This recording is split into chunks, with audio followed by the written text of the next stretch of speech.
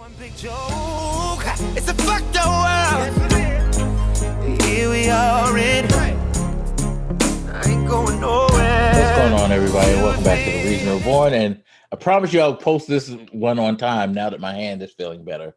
For those who don't know what I'm talking about, I actually posted the last podcast uber late, but it's fine. You guys get to listen to us like twice this weekend, so you're welcome. Anyway, I'm here with my co-host Cardiacsumo. How are you doing, sir? Fucking super. I'm doing pretty good. I actually woke up from an impromptu nap, so energetic, I guess. Slash feeling like a child for taking a nap in the middle of the day. That's what, you know what? That's a sign of adulthood. More importantly, it's a sign of getting old, sir. We all need naps. Seriously. No, like, it's funny how when we were kids, we used to fight against having to take a nap. I've realized now that as I get older, I'm like, yo, where the fucking bed at? As soon as I get home from working or something, I'm like, yo, the fuck? Why am I up? Like, let me go to sleep now. Like, and then I'll wake up later, maybe. Or don't wake up at all. Fuck it. Just sleep until tomorrow. If I don't have nothing to do, fuck it. Like, give me nap time. Like, I appreciate naps much more. I'll say I'm still at a point where I feel guilty about sleeping when I'm not supposed to. Yeah, no, but that's the thing. I still get that. Like, I feel guilty still a little, but at the same time, my body's like, motherfucker, you don't shut the fuck up. You need it's sad because it's like, it's a guilt. It's like, it's not like you're indulging in crack or something or like some kind of But drug. No, I know what you mean. It's like, I wasted time. I could have been doing this. Right. I could have been doing that. Yeah, oh man, all the stuff I could have been doing. It's like, no, you're doing what you need to do right now. Seriously. So, but we, as you can see, my man's like looking fresh now. He's got his first COVID shot. He's feeling bold, so he's out there getting drippy for you ladies. I mean, yeah, everybody's getting the cootie shot, so I'm sure we'll see some sort of spike in dating and whatnot. Oddly enough, I don't know if you saw the article that I sent you, but there has been a spike in condom sales as condom sales were all down last year. But since the COVID vaccination has been going in earnest, condom sales are ramping back up. So, hey, congratulations, y'all. Y'all can fuck again. That tells me two interesting things. One, people were actually adhering to their social distancing on some tangible level, unless they were just not doing it with protection for some reason, which would be weird. And two, Biden should start bragging that he's getting people laid again. Like, that's something he should definitely do. Right. When the population spike hit, he's like, I did that, y'all. I did that. Yeah. But no, seriously, I honestly think people weren't actually doing, because if you look over the past year, online dating has gone up. Like, I know several people who, actually, I talked to one not too long ago who met her current boyfriend because they would virtually date. And, now, things are getting better. They're actually physically, able to be together is much more. And it's like, yo, it's working out. Like, a lot of people have moved on to the whole, let's go out and have a date online, which is crazy, but makes sense. So people have been kind of, adhering to that stuff. Yeah, I'm sure there's going to be some interesting social studies about dating moving more and more into the virtual world here. Unless it just kind of rebounds back into the physical world. I guess we'll see. Oh, it's rebounding. I can tell you that for certain.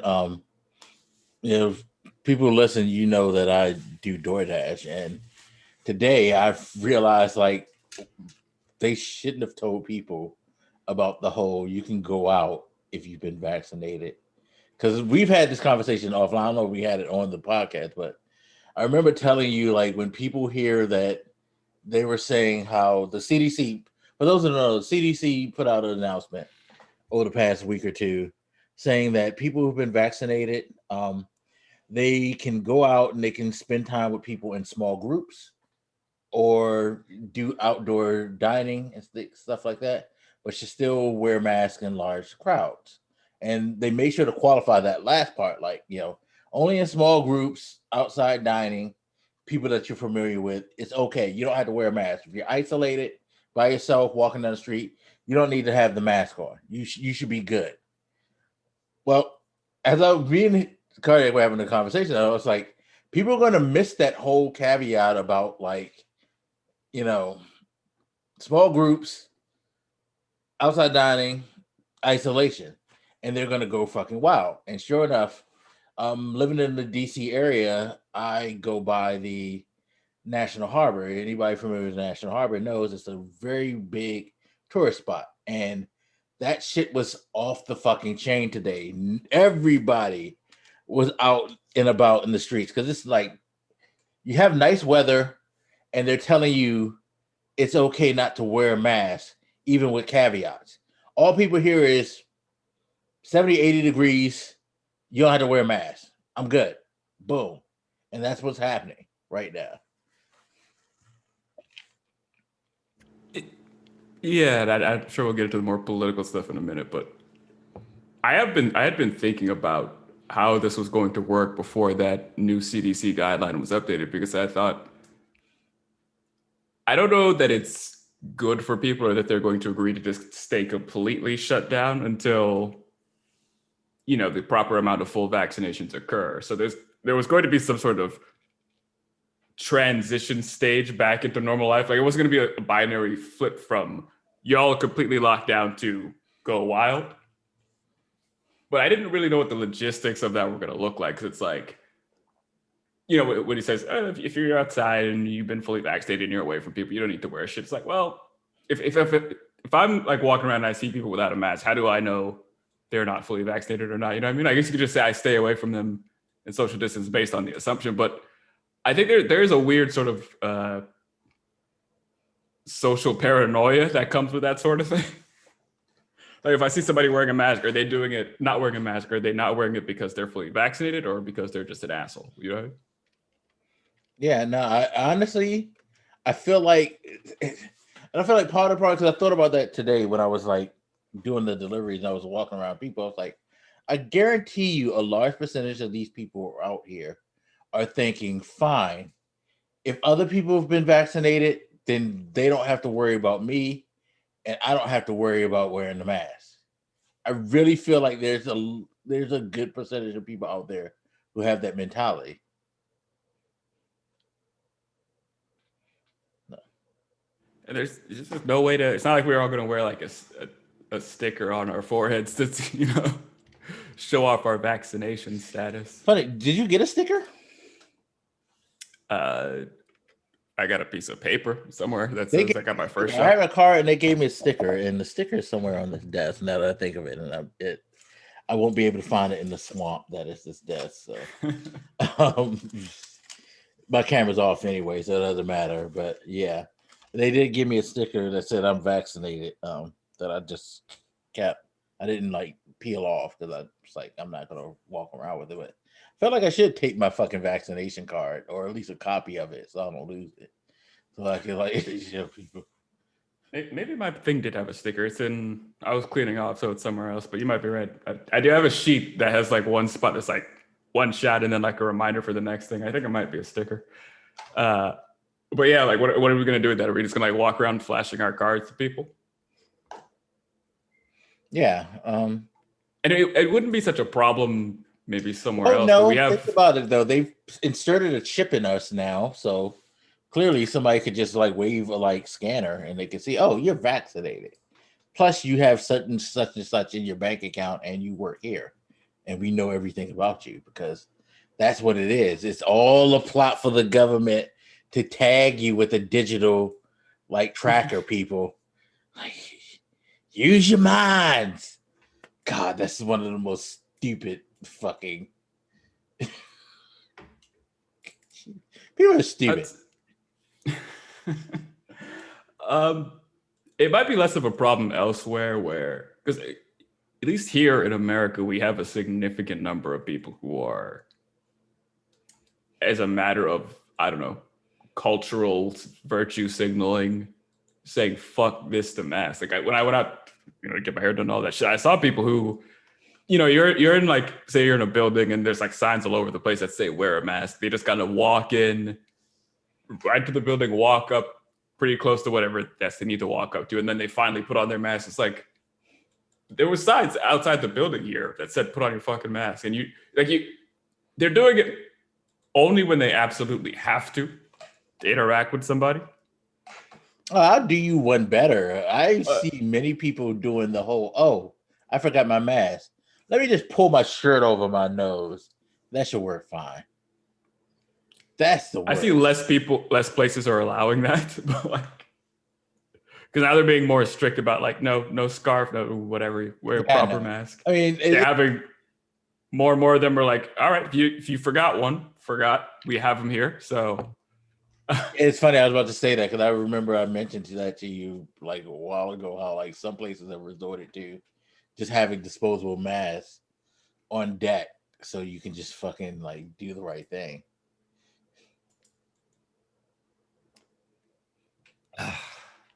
Yeah, there's just such a cultural resistance on the behalf of so many people here.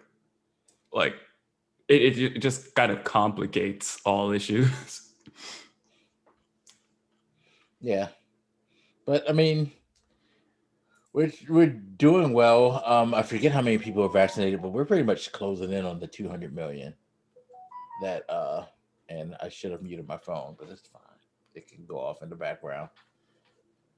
Let it be free. It's been like in the pandemic locked up for a while. My phone can go off in the back. Anyway, Jesus, it's gonna really go off now. I said that. Like, you don't have to take the permission that serious, phone. Anyway, but no, I think we're closing in, if not over the 200 million vaccinated mark, at least having their first shot, which, he said he was going to try to, he pushed for 100 million in 100 days. He got that in less than 50. So he said, like, oh, let's do 200 million. I believe he got that mark passed too. So, we're doing good. Around 200 million people vaccinated. That means roughly, because they just released the new census numbers, and I believe the numbers were somewhere around 331 million people that were counted. So if you have around 200 million, that's pretty much about 66% of the population vaccinated since January 20th, 21st, the day he was inaugurated. So that's pretty damn good, That's really, really good considering the pace that we were on. Yeah, so we're kind of rounding towards a stable place. You see a lot of venues are now having people, sporting events are having people being able to come to. I think what's really cool is like a lot of sporting places, like the Los Angeles Dodgers baseball team, their parking lot, they're using it as a vaccination station. So you want to go to the game, they were like, well, come on, get vaccinated and go buy your ticket. This is which is really, really cool. This is we're getting it. We're getting a little bit closer to normal. Kind of saddens me because I didn't like normal that much, but I understand that we need to get back to normal. Somehow, some way. I want to say on this real quick. I don't know that we should go fully back to normal. I think it might be worth considering keeping some of that shit. Like, if you're in like a tight public space, like a bus or something, maybe you should wear a fucking mask. I don't know. These things spread and mutate like crazy for a fucking reason. I'm just saying. I honestly wish like some places would like hold the tide. Like I've noticed around here. I know you haven't gone out much since the thing started, but I noticed around here, a lot of the places are keeping the same restrictions that they've already had before this shit started, which I think is kind of cool. I think in part because they realize, like, yo, this actually works better for us and our employees not to let y'all motherfuckers in.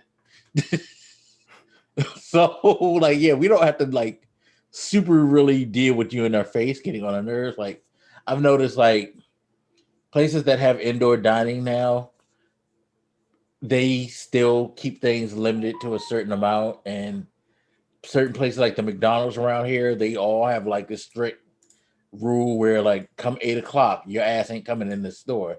You got to go to the drive-through. We'll stay open 24 hours, whatever, if we are one of those stores, but you're not coming in, like, and you're not like getting on our face, which I got to think is much better for the night crew. That I have to deal with the late motherfuckers and stuff like that. And I think everybody's gotten this process down so well that they're just like, yo, this is actually probably more efficient than what we did and a better crowd control. People will buck against it though. Well, yeah, people are always going to buck against it, but I think it's worked out. I think it's weird because I think I said this before, but I'll say it again. I think if anything, one of the benefits of this pandemic is it's taught a lot of business to be a lot more efficient and made them realize, like, yo, I don't have to like have my employees fucking wilding out and stressing, sitting at their desk all day in this building for no reason at all. I can probably get a lot better work out of them if they're in a more relaxed environment. Like, I know so many people who do things like, you know, my best friend, he's been working at his job. It's like, yo, we're not coming back until 2022. So fuck y'all. Like, and he's in IT. And it's just like, basically, you know, as a network administrator, he's like, we come in once or twice a week to check the equipment and make sure everything's running.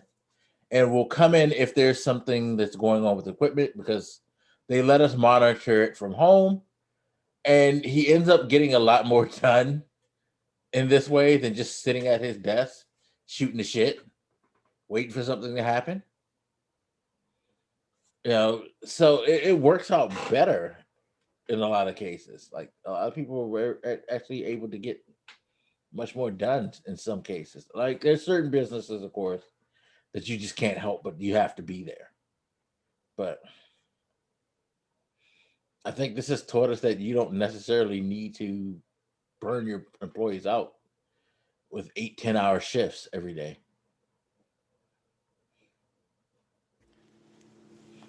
Let's see where we go from here.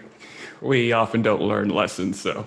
No, not in this country. We definitely don't learn lessons. This is true.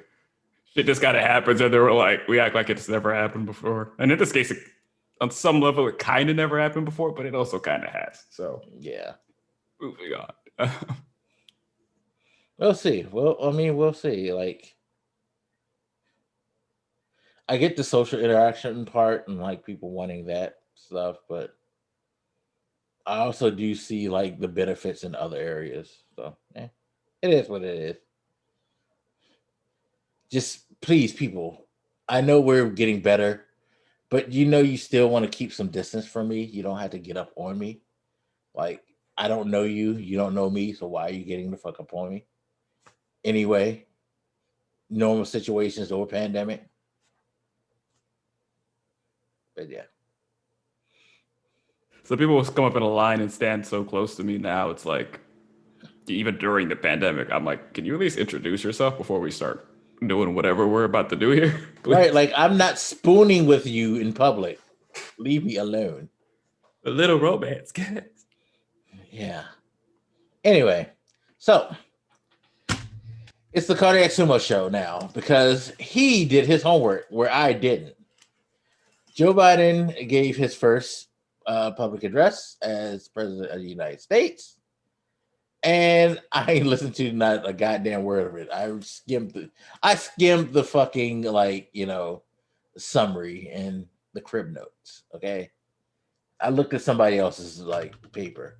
Just like right now, we're gonna look at Cardiacsumo's report as he actually watched not only the address but the rebuttal as well. So take it away. What did Grandpa Joe, Sleepy Joe, whatever you want to call him, regale us with?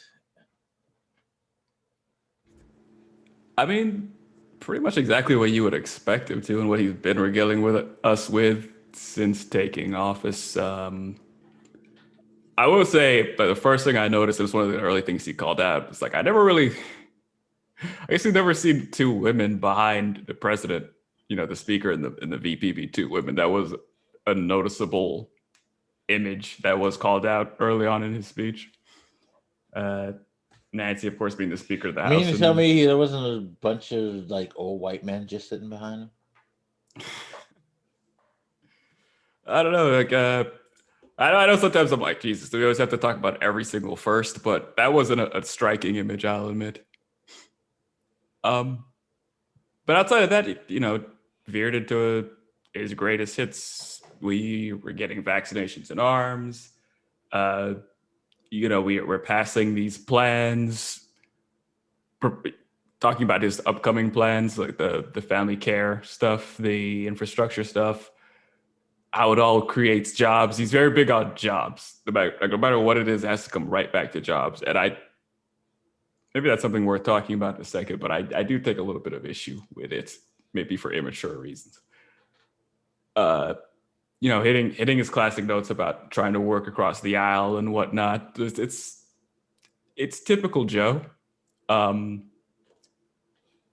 think it comes across pretty well. I know people sometimes focus in on some of his, you know, speaking gaffes and whatnot, you know, maybe miss a word, has to stumble a bit, but I think it feels pretty regular and down to earth. It's not full of any crazy jargon, any speech that's too flowery, which, you know, if I was writing a speech and talking, like, I'd probably make it a little too flowery, to be honest. Yeah, I don't know. Like, it was about an hour, I think, and it was just exactly what you expect of Joe. Outside of the fact that, you know, he's become some sort of liberal hippie proposing all this stuff he wants to pass, trying to give out money for kids and environmental issues and bridges and roads and all this nonsense nobody should want to waste money on. Yeah, why would you want to fix things? What the fuck is wrong with him? Just the general tone, you know, what does he say? Wanting to build back better. It is a pretty forward-looking vision. And I noticed, especially when he was talking about foreign issues, like issues with China and intellectual property and whatnot, he talks about it in a very serious competition aspect, where he's like, look, we have all these jobs that went over there. As we, you know, get into using electric cars and stuff, we got, you know, China has a bunch of lithium battery factories and stuff. Like, there's no reason we can't lead the charge on this technology.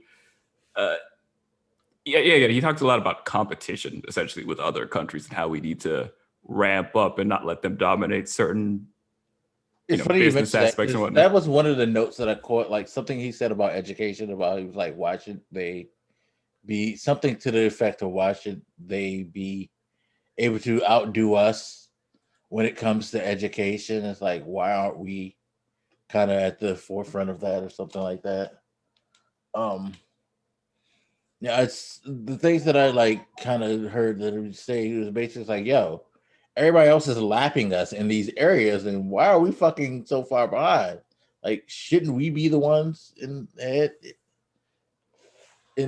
like leading the charts like we used to be?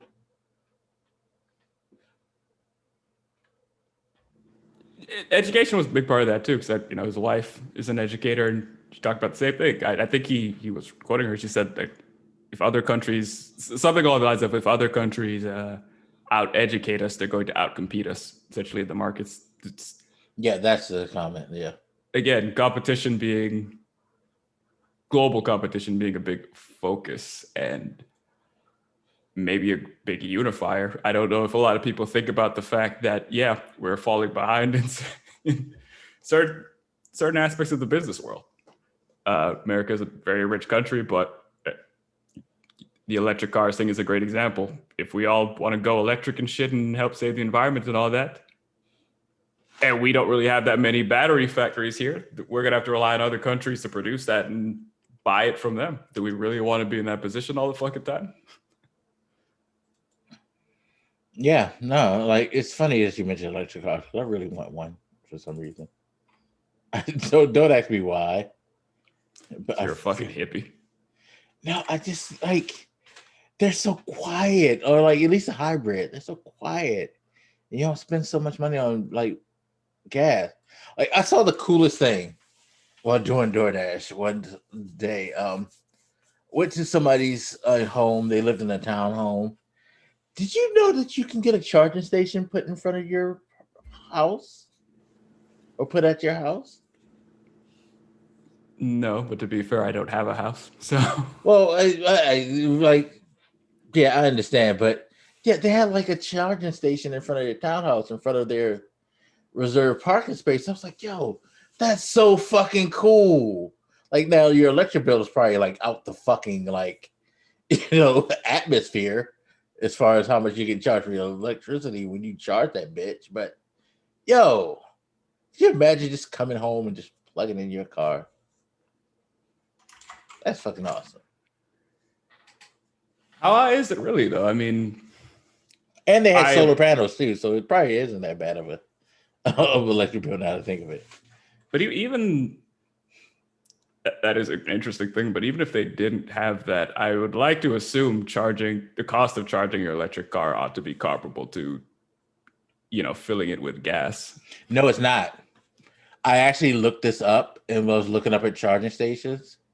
A lot of charging stations you can spend under $10 to fucking fully charge your car. Okay, well, I guess I just meant it shouldn't be more, but your electric bill is probably higher, but while also sacrificing having a gas bill, right? So that's the life. That is the life. You know how much I spent? I literally spent $35 to fill up my tank today. It's fucking like ridiculous. Electric cars for all.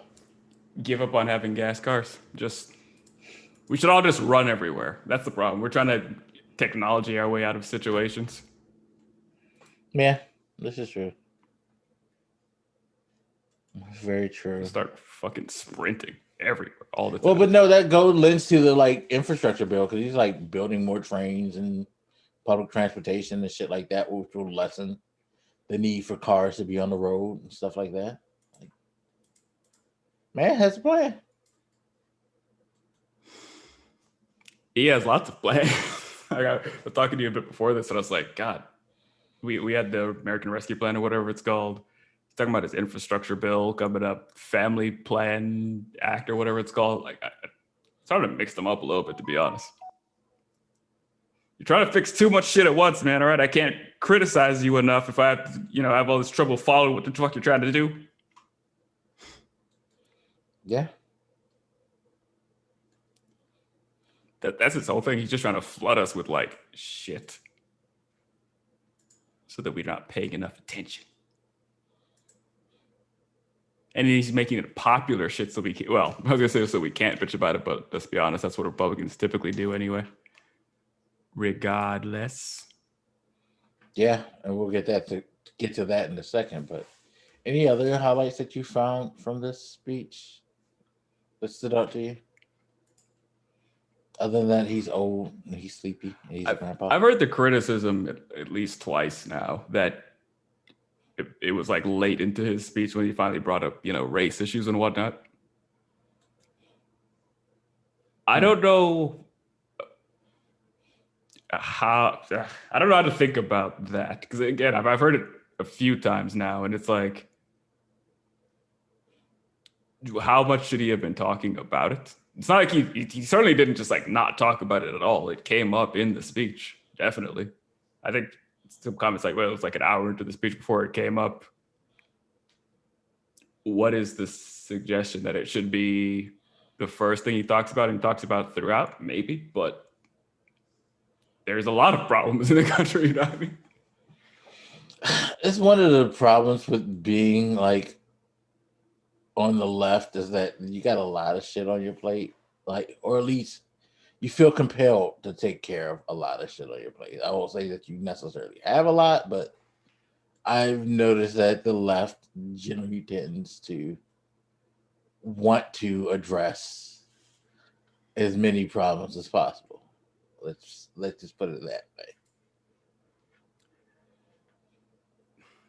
And that's not a terrible thing, but yeah, it's like you could criticize things. Like I don't think you really talked much about, if at all, about the issue on the border.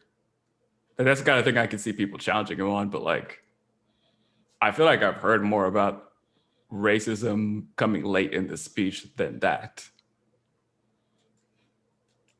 There's just certain things people want to really focus on, at least on the left. On the right, they'll just make shit up. It doesn't really matter what he. Okay, in fairness, I guess they couldn't talk about the issue on the border because they don't really care about that per se. Yeah. Yeah.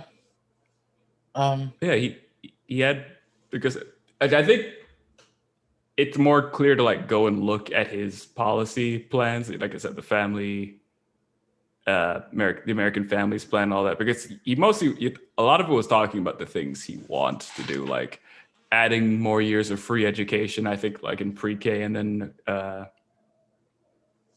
community college or whatever. It's like 4 years. Yeah, I saw something about like children under a certain age finding a way to have them in type of a school system, or at least a free system where like kind of like you don't have to pay for it's daycare, but it's not like how daycare is now.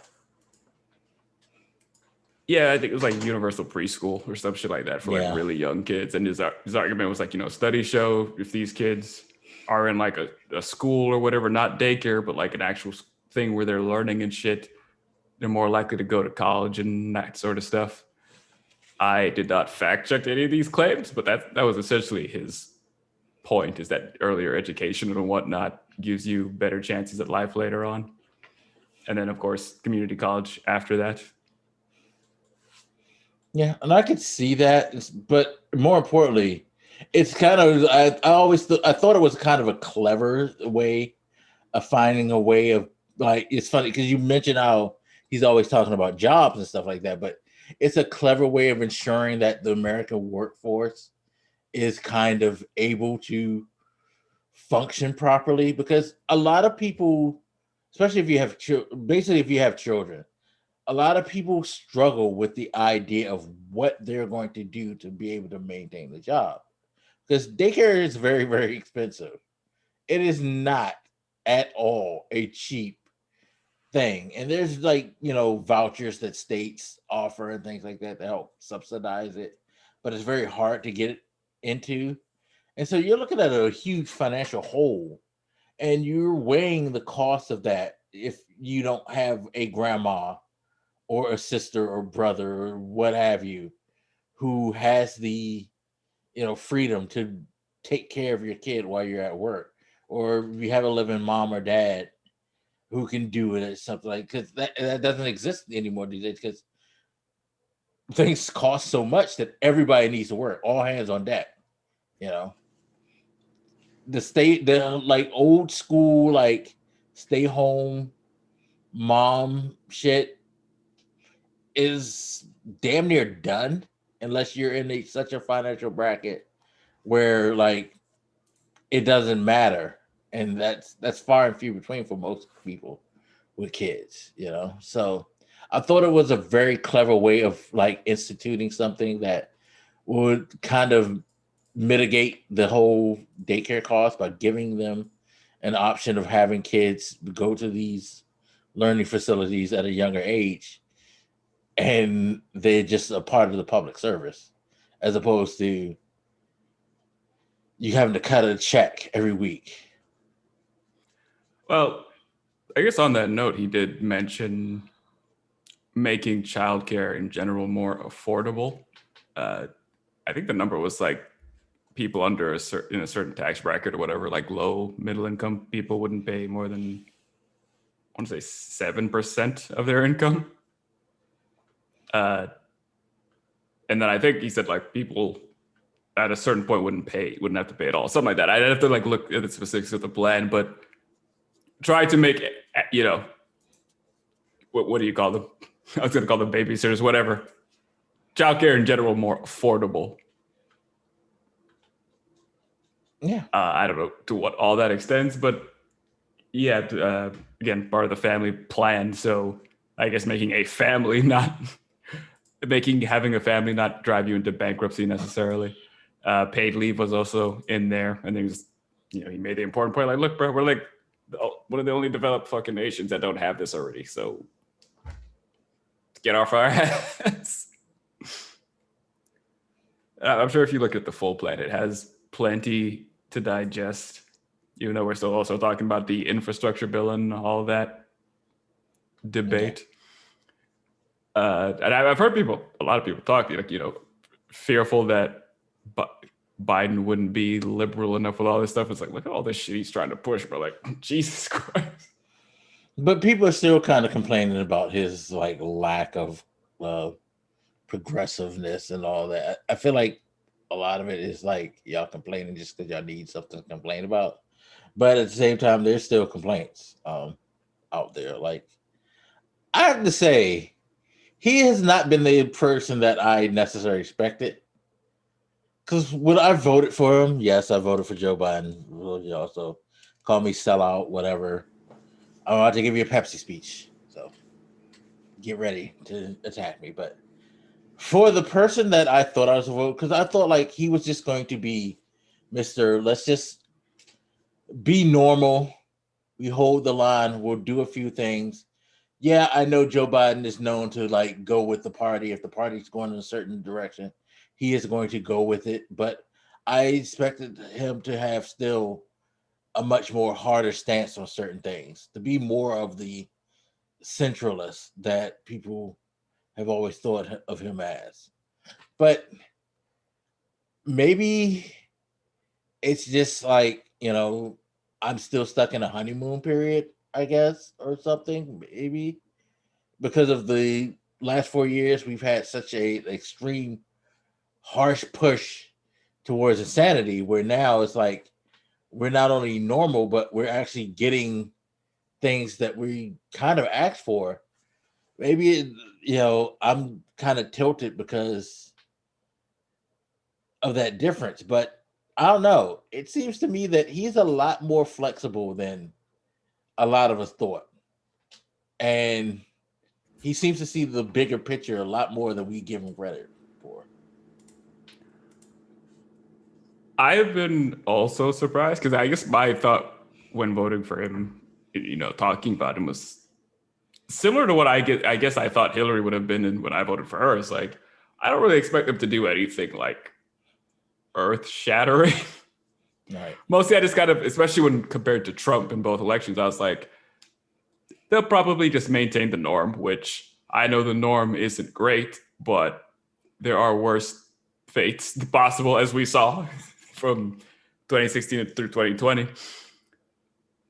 So just like, look, vote for Biden. I don't expect him to, do a bunch of crazy shit. Maybe he can be convinced on one thing or another, but more or less, I remember talking about it on the podcast, like, even in his messaging, he's like, let's get back to normal. Let's stop all this bullshit. That was part of his old messaging. So it's not like it came out of nowhere that I thought that.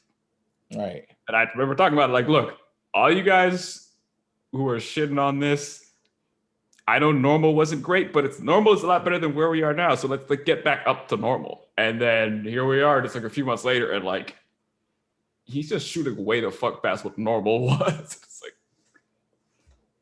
I don't know if he didn't feel like he could talk this way during his election process. Maybe he would have came off too much of a hippy-dippy liberal. I don't know, or I think we talked about this too, because I remember asking, like, might we just be in a specific time where the public is ready for more radical things coming off, the economic crisis caused by the pandemic, all this sort of frustration of having to stay home, the frustration of having Trump for 4 years and all that entailed. I was like, I remember making the point, it could be the case that the public is just at a rather convenient time to accept a lot of shit. Yeah, like I do think that is true. Like, because I think this has shown up even before Trump, like leading into the later years of the Obama administration, that people are pushing for more progressive things. You know, and I think Trump kind of helped shock the system and made people realize that we gotta stop. We gotta stop letting them take over, because you could say what you want about Joe Biden, but at least he's going to. It goes back to my old saying during the elections, like, it may not be the perfect solution that you want, but at least the ball's going to be pushed forward a little bit. It may not be pushed all the way to the goal line, but you're going to get it pushed forward with Joe Biden. And then compare it to 4 years of nothing going forward, but everything going backwards. What he's doing is definitely a stark contrast. But I think he sees that. Like, we got to go into another direction. Because again, reading the notes of what he was saying, it made it seem very clear to me that whether or not he necessarily believes in all of these things himself, he does recognize that, like, it is time for things to change in a significant way so that we can, like, move forward. Again, the education thing, being able to compete, being better educated, making sure that people, have better schooling and things like that. Opening itself to the Green New Deal and expanding jobs through, like, new innovative ways of not only protecting the environment, but bettering the country's infrastructure and bettering people's opportunities to earn money. Things like that. It's like he seems to recognize that, like, this ain't the 1970s when he first got into office. It ain't the 1980s. It ain't the 1980s. It ain't the early aughts and all that. Like, it's time to go. And, like, whether you like it or not, things are changing, and we need to make sure that they change for the better. Certainly. And, you talk about people complaining. Like, I'm sure I don't know how much he's spoken personally on things like, drug issues, specifically the number of people currently incarcerated for possession of marijuana and those sorts of issues. But I also don't know that I expect him personally to, like, talk every day on every single issue, because we have a fucking lot of them. And I don't know that that's the most efficient way to deal with this all the time, for him to personally talk about every single issue. There is a Congress who really is more responsible for a lot of this shit anyway, at the end of the day. So that's why a lot of them are still lobbying him. I mentioned the issues with the border. There's just issues with immigration in general. And there are people in Congress who are lobbying him and trying to get him to deal with that. Like, there's other people in the world who have a larger focus on certain issues that will bring it up to him and keep pushing him in the direction they want him to go, as it should be. Well, I'm glad you brought up the drug thing, because that's an example of, like, what we're kind of getting from him. Because it's like, and I've heard people criticize Obama in comparison, because there were certain areas that Obama couldn't push past that Biden has been able to push past. Of course, we know there's a lot of different factors, Black, for instance, that, like, help cause, like, difficulty with Obama. But with marijuana, he's not necessarily for federal legalization, but Congress is like, Chuck Schumer was like, we're gonna, like, legalize marijuana, and you're gonna either sign it or you don't. And I think that's kind of the beauty of Joe Biden, weirdly enough, is that he's your grandpa, like we've been joking about him before the podcast. But he's the grandpa that knows, like, yo, if this is the way that the family is going, fuck it. I'm not gonna like it, but I'm not gonna stop it because it's your life. You do what you want to do with it, kind of thing. And I feel like that's how he's going to deal with a lot of progressive things that come to the forefront. It's like, I don't think he needs to necessarily to be convinced that it's the right thing. But if he's shown that, hey, clearly everybody wants this, and this is what's going to make them happy, then you know what? Do what makes you happy. I'm with it. You know, and he's kind of in that position where he can afford to do that, where maybe other presidents haven't been able to, especially Obama. Obama could never ever afford it to be in that position because he was going to get like way more shit than necessary. Whereas Joe Biden is at the point where he's like, yeah, y'all can give me shit, but for how long? Whatever. Yeah, and like I said, I think the people in general are more, as sort of Reaganomics has continued to fail decade after decade, as trickle-down economics, that was one of the early things Biden mentioned in his speech. It's like, look, I think he made the point that while a lot of regular folk lost jobs, a lot of billionaires just got even richer. Like you didn't mention Jeff Bezos in particular, but that's the obvious example. We all had to rely on Amazon while we were stuck inside. This motherfucker was already ungodly rich, and then his net worth skyrocketed even from there. And there was lots of very rich people in the same boat. So it's like, look, damn you, Jeff, and your Funko Pop prices. Say, look, this trickle down economic shit. He didn't say shit, but I'm saying shit has never worked. It's time to stop. I think the quote he said was something like, "It's time to grow the middle class from the bottom and middle." Yeah, it's time to grow the economy from the bottom and middle out. I saw that. Yeah, and it's true. And I think more people are willing to accept that because look, we have had bailouts of large industries. Not that long ago, under Trump, we got this huge tax break that went mostly to rich people, and we're not really seeing benefit from that for most people, right? So it becomes harder and harder to argue that shit is rational. So when we talk about like a lot of the stuff that he wants to do, I'm not seeing a huge argument against it. There's the common and maybe a reasonable concern that it's like a lot of fucking money to spend. And I certainly don't understand enough about economics to make sense of that.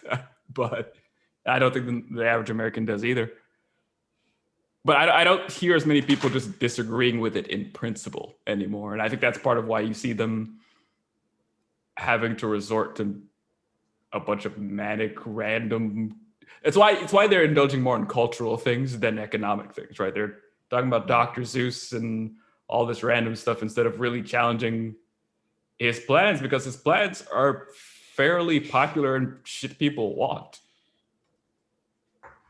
And I think it was easier during Obama to kind of rail against the idea of, free healthcare and all that shit because of how the conservative right cast this whole thing. But, it's been, 10 years since that time? Like, it's been over 10 years, I guess, since Obama was elected in 2008. So, like, we've tried having bullshit healthcare and continued to have it for another decade after that. Yeah. A lot of the people who are younger are now adults voting too. So like, there's just less and less taste for this as it continues on. And as we watch the rest of the world improve in their healthcare system, you know what I mean? Like, it's harder to ignore over time. Yeah. And I mean, look, let's be honest. Like, think about what's happening with the voting suppression stuff that's going on with all these states changing their voting laws.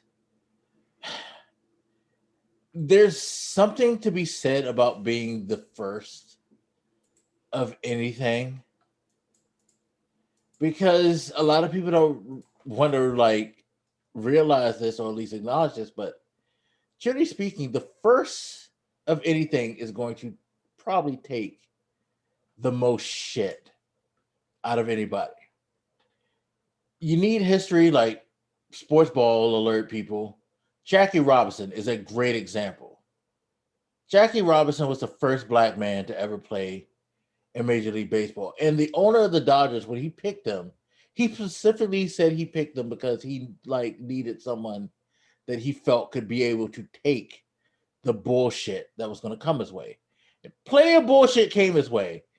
They had to black out trains when he traveled, like in areas in the South, because if people would have known that there was a black person on that train or he was on that train specifically, they would have fucked him up. They would have tried to do something.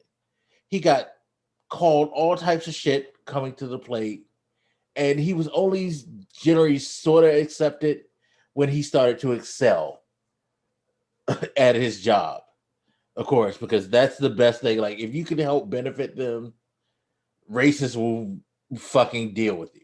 That's just the way it's always been, sadly enough. But it's always like that when you're the first, like, minority group that generally gets shitted on.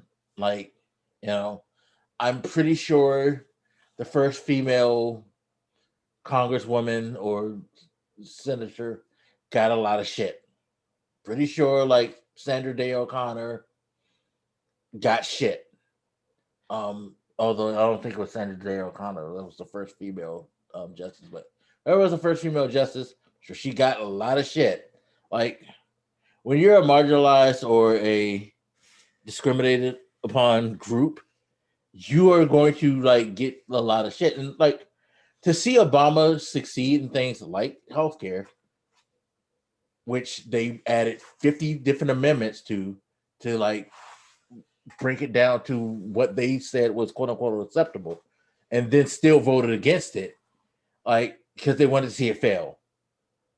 To not pass certain bills that he like was trying to push through, to nullify executive orders that he wanted done, to block his Supreme Court. They couldn't see him succeed in the way that they can't have these voting laws being the way that they already are established, because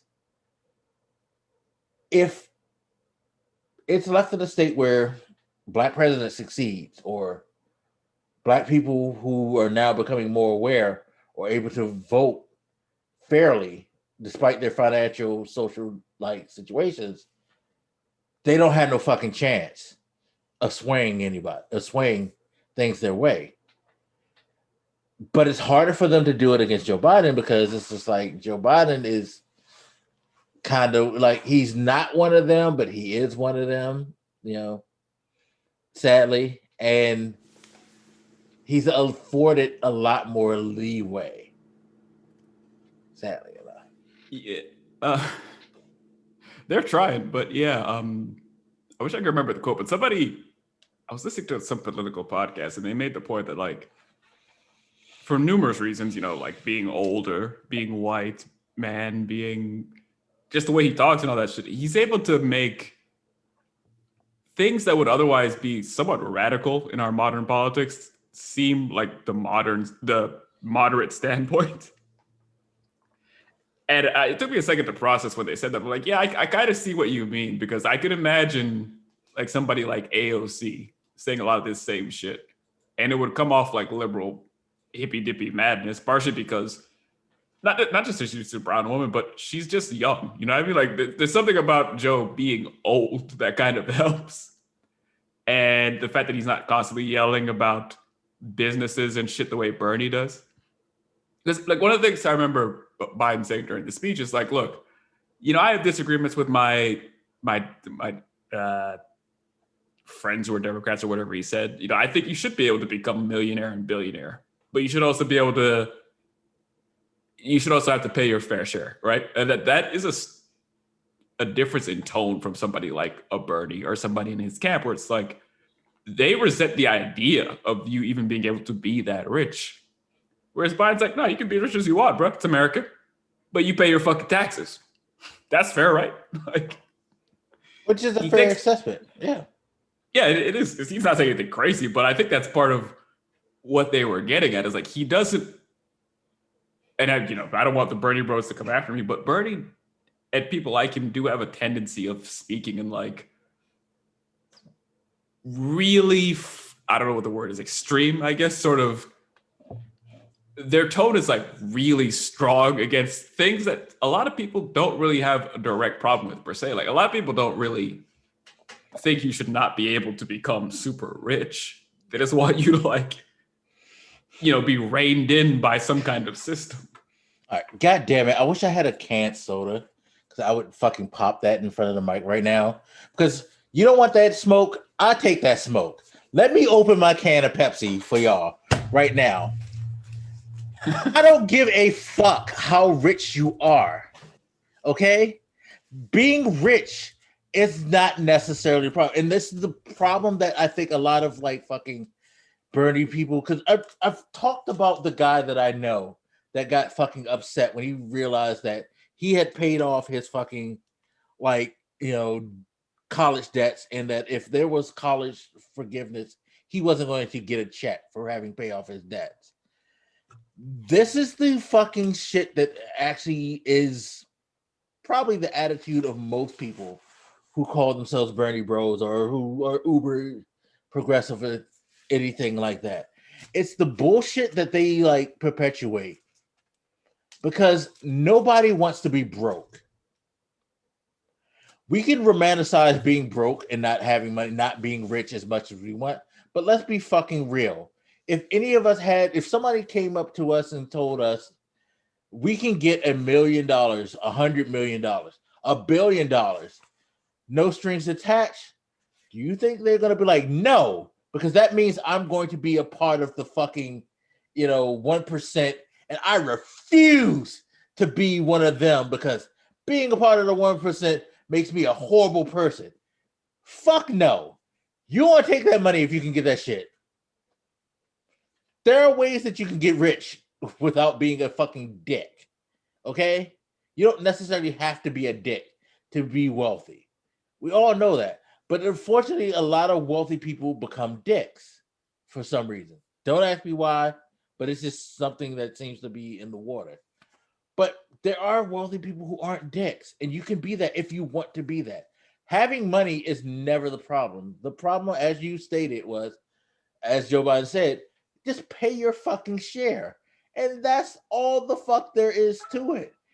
You could be stupid fucking Jeff Bezos rich if you want to. I don't care. The dude who cried about the fucking like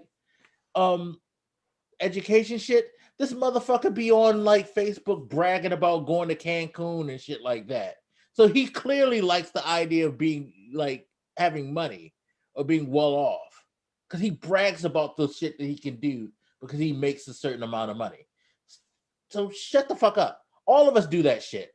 If we have the means, we will fucking use that money and spend it the way we want to and have no compunction about that. So shut the fuck up with all this like fucking like we gotta eat the rich shit. Especially the fucking woke motherfuckers that be on Twitch that are celebrities. Y'all they fucking bother me the most because it's like y'all have the most woke shit in the world, and like y'all can pay for anything you want and do whatever the fuck you want because it don't bother you. It don't necessarily affect you, but you can speak all you want because you feel like you are fucking woke. Shut the fuck up. Shut the fuck up. Because you're part of the problem too, because at the end of the day, you will walk the other way, probably more than likely, like most other people who have the means. So stop it. Stop thinking that you're holier than thou because you contend to be woke. The problem, again, it's about structuring things so that everybody pays their fair share.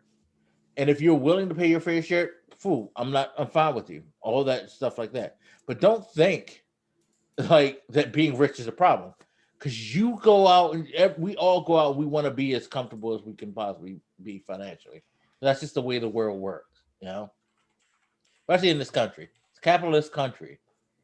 You have bills, you have like priorities that you need to take care of that requires money. It's the way it is. Until we get to the like fucking Star Trek, The Next Generation, way of life where everything's free. You do work what you want. You can replicate whatever the fuck you want, and you don't have to pay for shit. Shut up about like hating the rich people.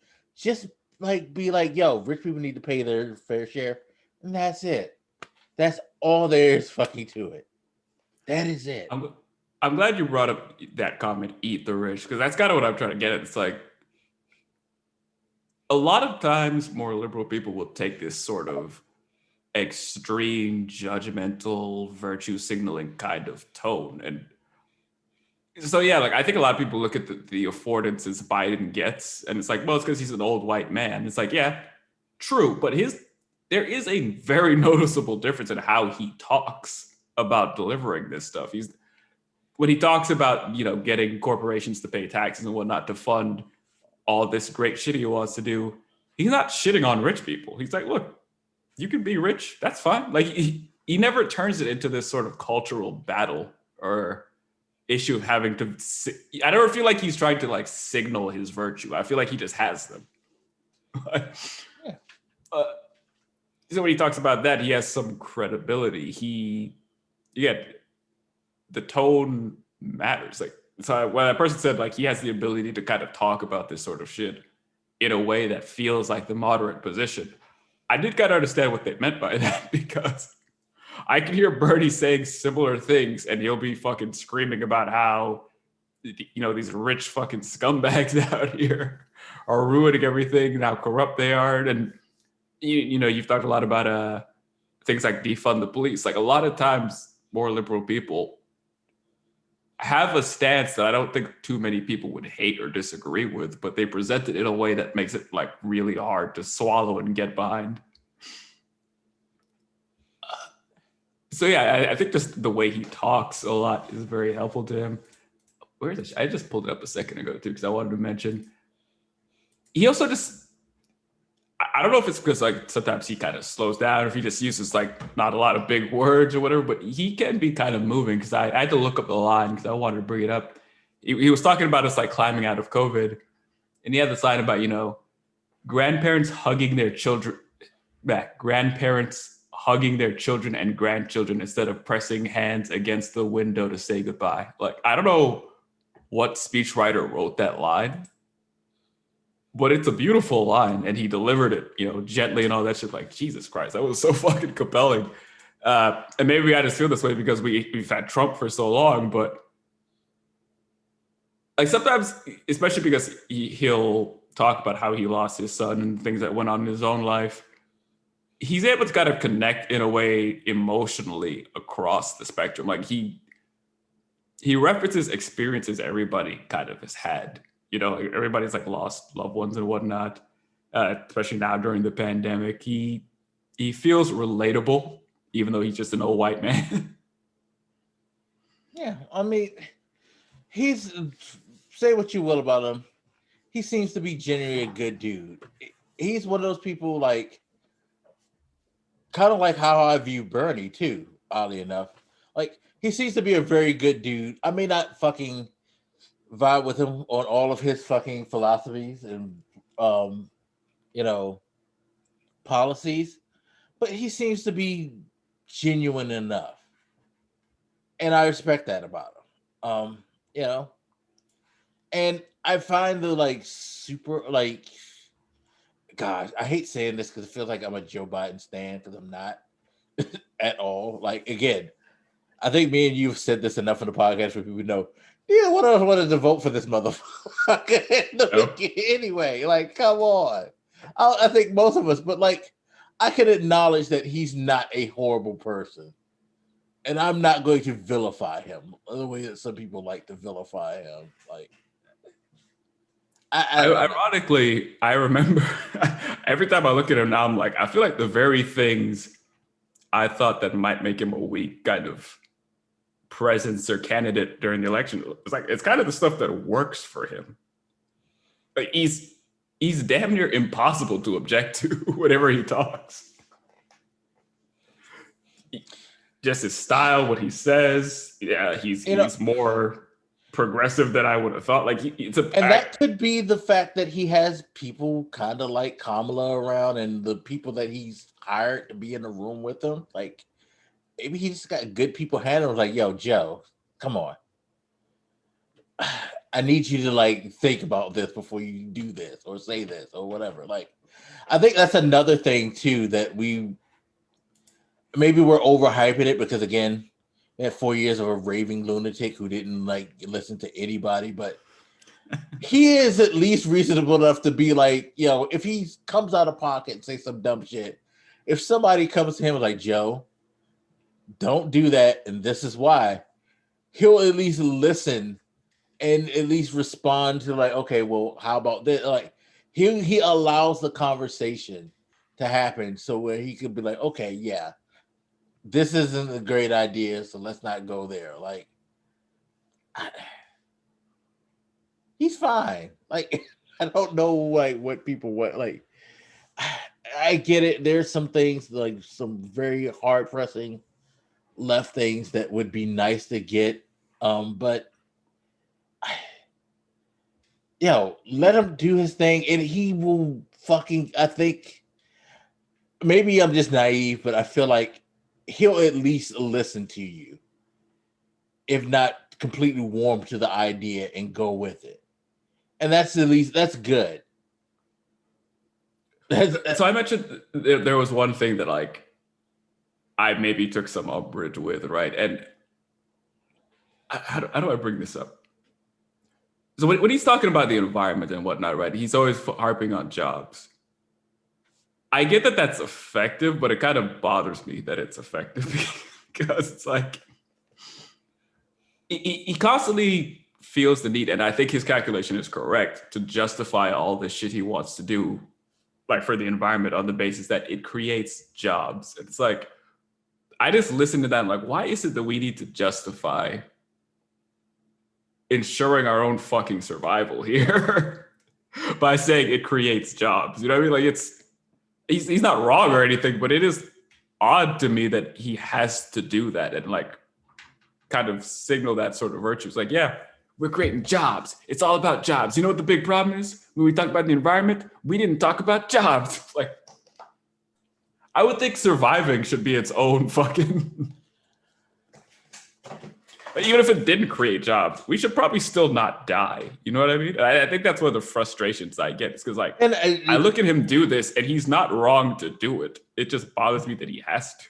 And see, that's the like, I guess, I guess you could say the extreme leftism in a lot of us, quote unquote, because our priorities aren't necessarily that. Like, it is a priority, but it's not the main priority. But he reads the room and he knows for most people, like, again, take all the smoke, Pepsi time. Most people are fucking bottom basement bitches. Let's be honest. I just want to pay my bills and be able to afford to, like, you know, get things like that I want, if possible. Like, you know, pleasurable or necessities. So reinforcing the fact that the jobs thing is coming is going to hit with a lot of people, because it's like, if jobs equals money, money equals affordability and the ability to get things, to pay for things. And that's what somebody told me this a while ago, back when Bush was in office, when I was complaining about something. And he was like, yo, look, most people only care about paying their bills and being able to buy things when they want to. It's as simple as that. So for a lot of people, all the shit that you like complaining about with Bush don't matter. They just want some money in their pocket and they want to be able to afford, like, you know, to do things. That's all they want. And that's true for a lot of people. So yeah, I agree. The whole focus, jobs, like a focal point on it, does seem obsessive and can be annoying, but bottom line is, average person, that's all they hear. It's why you see a lot of things tend to stem around the economy when people give these speeches. Yeah, and I don't think it's inherently bad or anything, you know what I mean? Like, because it is important to have a strong economy and have people who can support their families. And if we can do two birds with one stone, that's fucking great. It's just feeling that frustration. It reminds me of a conversation I had with somebody about race where they would talk about, issues with Black people. And some people just wouldn't get it until they kind of related it back to something in their own life. And their complaint was like, why can't you just understand what I'm telling to you without me having to relate it to your life? You know what I mean? I feel that same sort of frustration there. But I say that as a point of praise, because I do think when a lot of us talk about the environment, it's this sort of super judgy, like all you assholes fucking polluting the planet and blah, blah, blah, blah, blah. And Biden presents it in a way that it's just, you can stomach the taste of it, I guess, much more easily. Or at least the people who have problems with that can stomach the taste much more easily. So I can't really, like I said, being an old white religious dude is helpful to him because he looks and sounds more moderate / conservative maybe than a lot of people do, but I don't think that's the only benefit that he has. I'm having to admit, Grandpa Joe has the very things I thought would hurt Grandpa Joe are probably the things that make him weirdly effective for the times. Yeah, no, I mean, because it's a sad thing that a lot of people don't realize, and I think that's why like they get so upset with quote unquote people who sit in the middle. Necessarily, like I don't think a lot of people sit necessarily in the middle. Like everybody shades to one side generally when it comes to this. Like there's few Joe Mansions in Kirsten cinemas in this world. Okay, even they still have like a little bit of shade towards the left. It's very slight, but it's there. You can barely see it. There's a little bit of daylight there. But that being said, I think one of the things people don't necessarily realize or recognize is that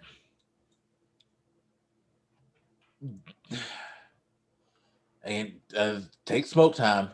There's something that was said by doing things in moderation. And when I say doing things in moderation, I'm not necessarily saying sit in the middle, but being able to compromise and recognize that, hey, yeah, I want to do XYZ to the nth level, but right now, what's probably best is to take, Z and push us further towards X. It's the whole, like I said, moving the ball along thing that I've always said. And part of moving the ball along is to be able to recognize how to appeal to as many people as you want. It's not kowtowing. It's not fucking conceding, but you got to be able to relate. That's what, and I think that's one of the hardest parts about being a president is that being able to relate to people in general is a skill that you really, really need so that you could be able to convey your message and get them on board. It's one of the reasons why we have these presidential State of Unions is that it's for them to relay what they're doing in as best a manner as they can to the public. It's not, we politicize the State of the Union so much that we think it's just like left versus right, jab, jab, jab, jab. But State of the Union is mainly made for addressing the public and letting them know what you're doing, what your plans, and what you hope for. And at least that's what it was supposed to be for, I think. At least for me, I thought it was supposed to be for. And just basically making them understand what you're doing and where we're at and where we're going. And relating to them to a way where you can get the response where, like, if the people get behind it, that you could push Congress to get behind. Yeah. Yeah, definitely. Yeah, he's effective in that way. And I guess another thing I have to admit is I do admit back when he was during the election, he kept talking about like, oh, he can unite, Congress or whatever and get work across the aisle, blah, blah, blah. He still, even in that speech, kind of pays homage to that. I think he was a little bit too generous when he mentioned Republicans a few times, but like he makes a point to say out loud, we're willing to work and blah, blah, blah, my Republican friends. He mentioned like Mitch's name as if they're friends or something. Like, you know what I mean? While at the same time, he's like, look, bro, we're still going to get our shit done. So, it's like, I don't know how to put it. Like, he stays on message about the idea that he's willing to work with Republicans and speaks about them even somewhat friendly, in a somewhat friendly way. But then his actions are just like, oh, well, I'm still going to do what the fuck I want. So, which is funny because I think if a lot of like uber, like progressive people think about it, it's throwing their own shit in their face. Because isn't that what they do? Isn't that all they say? It's like, oh, the left don't ever want to work with us. They don't never want to do things. So like, oh yeah, we're cool. You can work with us. You want to come and work with us? Sure. It's just like going back to the relief plan that they just passed. He called them in. It's like, yo, Mitch, all y'all, come to my office now. Give me your suggestions and tell me what you think and what you would agree with. He paid the courtesy, and a lot of people bucked at that, but it's like, no, pay the courtesy. I'll listen to you. I'll at least give you a chance to like try to like convince me that what you have to bring is better than this. They couldn't. Fuck it. I'm going with my plan. And that shit got passed. But they can't say that he didn't have them in the room or that he didn't allow them to speak their mind, because that's all they wanted to do. They want to be like, yo, well, you're not just going to listen to me. Like, sure, you could say that shit, but I did listen to you. And what I heard was whack. Just because I'm listening to you don't mean I have to do what you say or think. Like, it's two separate things. And he's playing it that way with them. And that's why they come out and they say dumb shit like, after the bill was passed, like, well, I came up with this idea and we're happy to people. It's like, because he kind of declaws them, because he doesn't give them the room to really say like that shit with the straight face. Like, they'll say it with the straight face, but they can't say it with the straight face for real, that he's not listening to us. Bitch, I got the receipts. You right here. What you want to do? So, right. I think that's what I'm getting at with it too. It's like, I criticized him because I guess in my mind, like, does he really believe he can, get them to work together? What I didn't realize is like, he doesn't really have to get them to do anything. He just kind of has to maintain that stance that he's, a very serious, consistent stance. He's almost like killing them with kindness. Because when I mentioned like, because he thought about how they work together and did shit, I think he's being overly generous to the point of almost lying about how involved Republicans are. But at the same time, it makes them sound really stupid where they're like, he's not working with us. He's just pushing his liberal agenda and blah, blah, blah. It's like, he's messaging all the fucking time. Anytime anybody hears him talk is that he's willing to work with you guys. So even if he wasn't really, like, he's kind of drilled that idea, that feeling into people's minds. Yeah. So yeah, like all the things that like I heard him say and thought were not going to be effective, like it's actually the reason he's really fucking hard for them to deal with. Yeah, no, he's a very like hard, because it's like he's not extreme in his democratic views. When he speaks, he doesn't like say things in a extreme way. He's blunt and honest. I can't remember what he was referring to, but at one point during the speech, maybe he was like talking about voting rights or something. He was like, look, I don't want to cause a fight or blah, blah, blah. Like he was something about, something the Republicans did. But even then he like prefaced it like, look, not trying to start some shit, but blah, blah, blah. Like he's firm, but he never, and this is another interesting about him. Like he never really tries to engage very hard in a cultural, tribal battle with the Republicans. He kind of keeps himself somewhat detached from the rest of it. Which maybe some people would criticize. Maybe they feel like he should be more directly saying, hey, fuck you guys. But I think that's part of why it's working for him too. Is like he's not really engaging them. Yeah, no, he never lets himself get dragged into the mud with them, I guess. Like, you just maybe remember, like, I was listening to a podcast and they were talking about the Chauvin trial, and there was a point before the verdict came down, they asked him for his thoughts. And it's just like, this is a good example of how he's kind of a step ahead of him. And he's making sure, he's like, again, I'm not going to go too extreme to the left so you can try to fucking pull at that and make it seem that way. But at the same time, I'm going to speak my mind. They asked him, what did he think about the upcoming verdict and what was he expecting?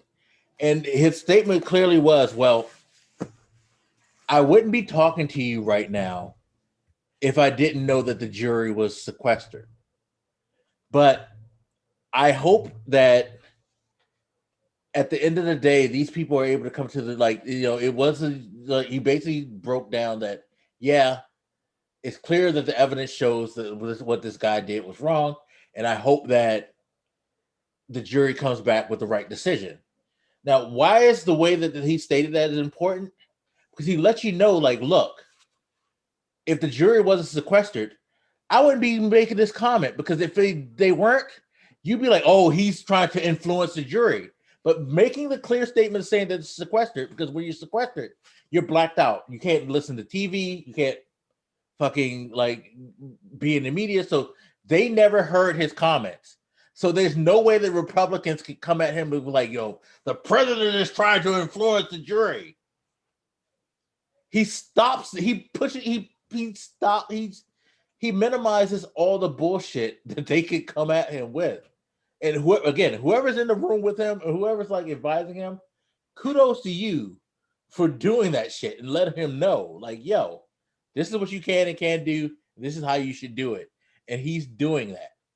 And I'm fine with that. As opposed to being somebody I don't knock Maxine Waters for her statements, but when she made the whole thing, if the jury comes back not guilty, then I forget what it was, but the tone kind of made it sound like she was kind of being combative, even though I know she wasn't trying to be combative and saying fuck the police and attack and that.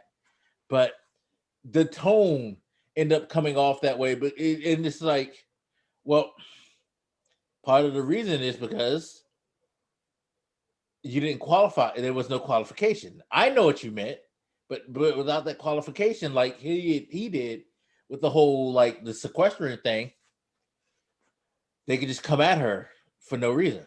You know what I mean? Yeah, but I think, I don't know who they were interviewing. Maybe just some people on the street talking about how they wanted him to talk about certain issues more. And I was thinking about this exact point. It's I used to bring up the book that I can never stop bringing up, but Obama's book.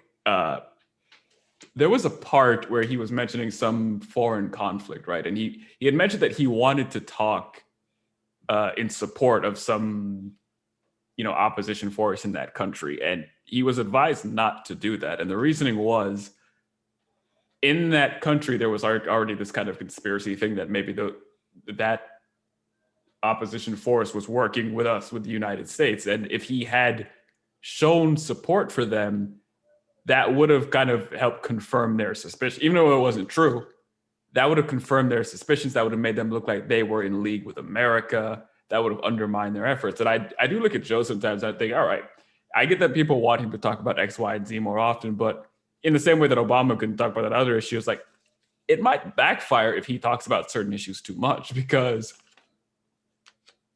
the more if he delves too deep into cultural wars and shit, people are very tribal. So they're just going to see that it's like, oh, the fucking Democrat guy, he's on board with XYZ, so now I'm against it. Like, he sticks to values, but he doesn't dive so deeply into any big fights that you associate him with some shit one way or the other. Like, when he talked about, the police or whatever, he said something like, we gotta deal with this shit. I know most police are, good people and they want to help be part of this fight and blah, blah, blah. I'm like, when he said that, I'm like, that's kind of idealistic. But it was also said in a way that, the other side, like maybe the Blue Lives Matter people couldn't really object to. Like, he didn't go just like shitting all over the police. Like, he stood up for the value of not wanting Black people to be fucking murdered all the time by police without turning it into fuck the police, all cops are bastards, that kind of thing. And maybe it's sad that you have to do that kind of thing, but it does feel more effective than like what I see on social media where everybody's Twitter thinking it's like all cops are bastards, blah, blah, blah, blah, blah. Like,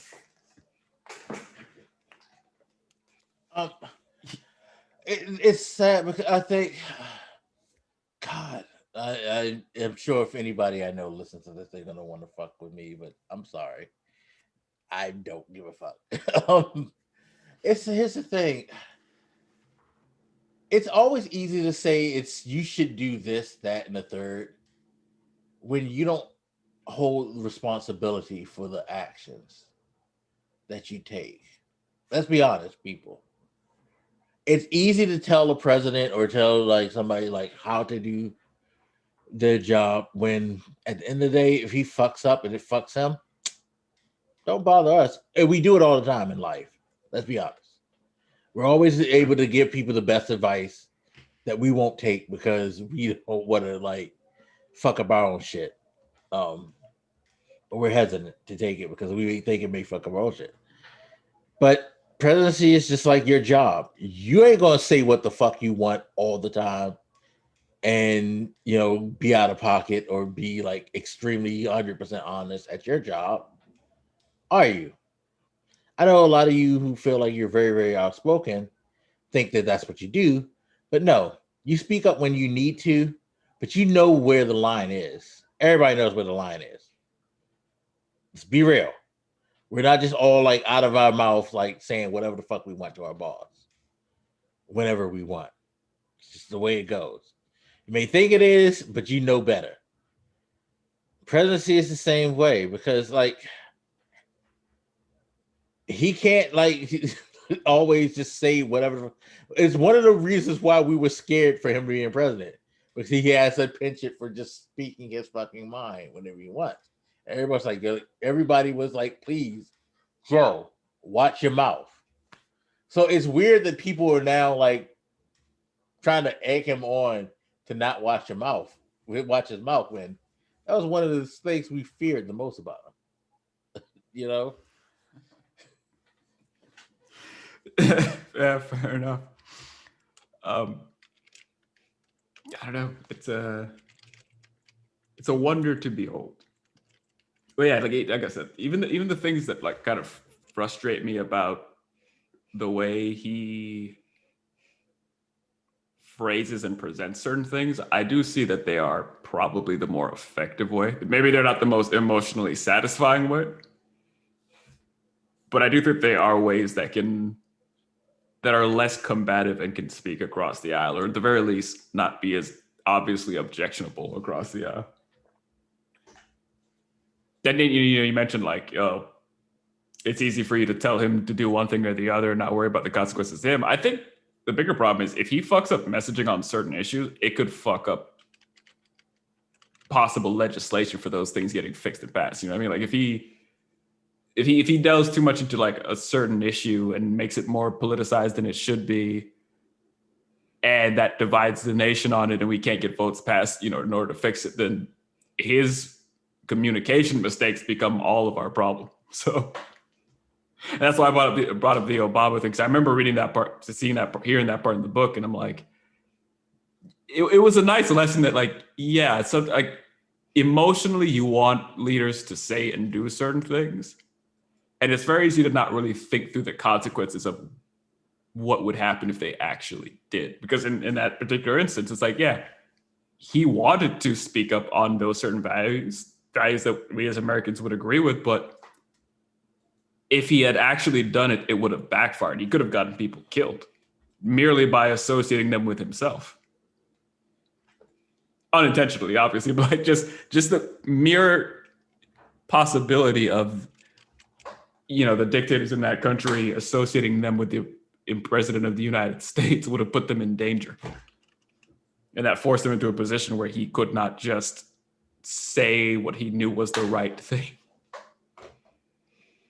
Which brings me kind of back to the Obama thing, which is, you know, think about all that we're saying right now about Joe Biden and like how there is a line that even he has to toe. Now think about towing that line as a black man as president. Yeah. I mean, I need some of y'all to back back on your opinions of Obama because God damn it. But not even just as a black man, but think about where the country was at the time. Like, right. We're all constantly talking about issues with policing now, but you know, people will like retrospectively look back and say, why didn't Obama talk more about policing and whatnot? Well, one, he was black, so that would have looked kind of biased, and possibly undermine that effort. But two, we as a society were just not this fucking constantly, like, you know, with social media now has evolved where it has. Every day you're seeing like new footage. And we probably didn't have as many body cams back then. Somebody can correct me if I'm wrong, but I feel like that kind of more and more body cam stuff became available countrywide for police. So now we get more body cam footage than we used to. We get more cell phone footage. We just weren't really as cognizant of it at the time either. So it's not like he had the American people in the palm of his hands on those kind of issues, even with shit like healthcare. Like, remember, like as much as we were all fighting Trump over, you know, keeping Obamacare or, you know, the Affordable Care Act, it wasn't immediately that popular back then. Like, it's popular now because we're used to it and it's like a thing that we don't want to get taken away, but it was a fighting point back then. Like, it was something Republicans went at hard at the time, and they convinced a lot of their constituents that it would be a problem. Yeah. So I do think there is a cultural difference too that allows Biden to kind of talk more about this. Because, like, one, again, Barack was black, so that didn't help. But he was also dealing with a population that wasn't as cognizant on certain issues, which makes it even harder to convince them. Yeah. We definitely are a little bit more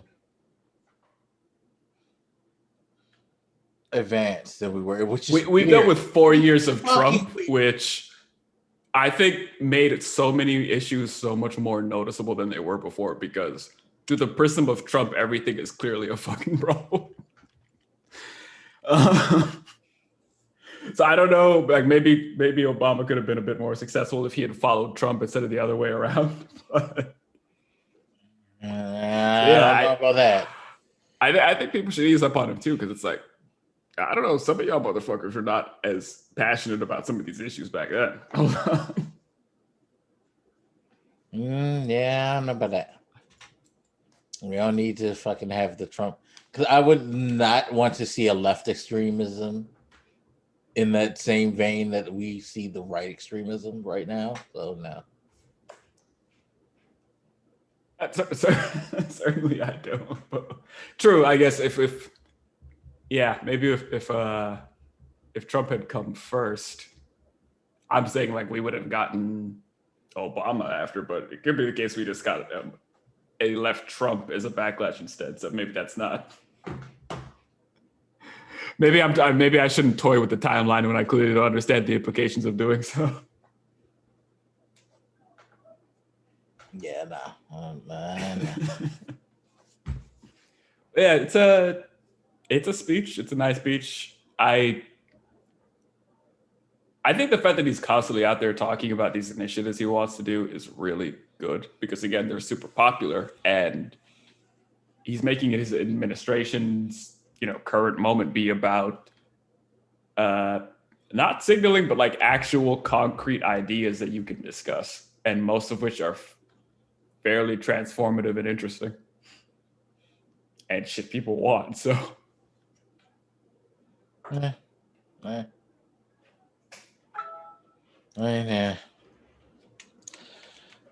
well, let's go to the extreme right now.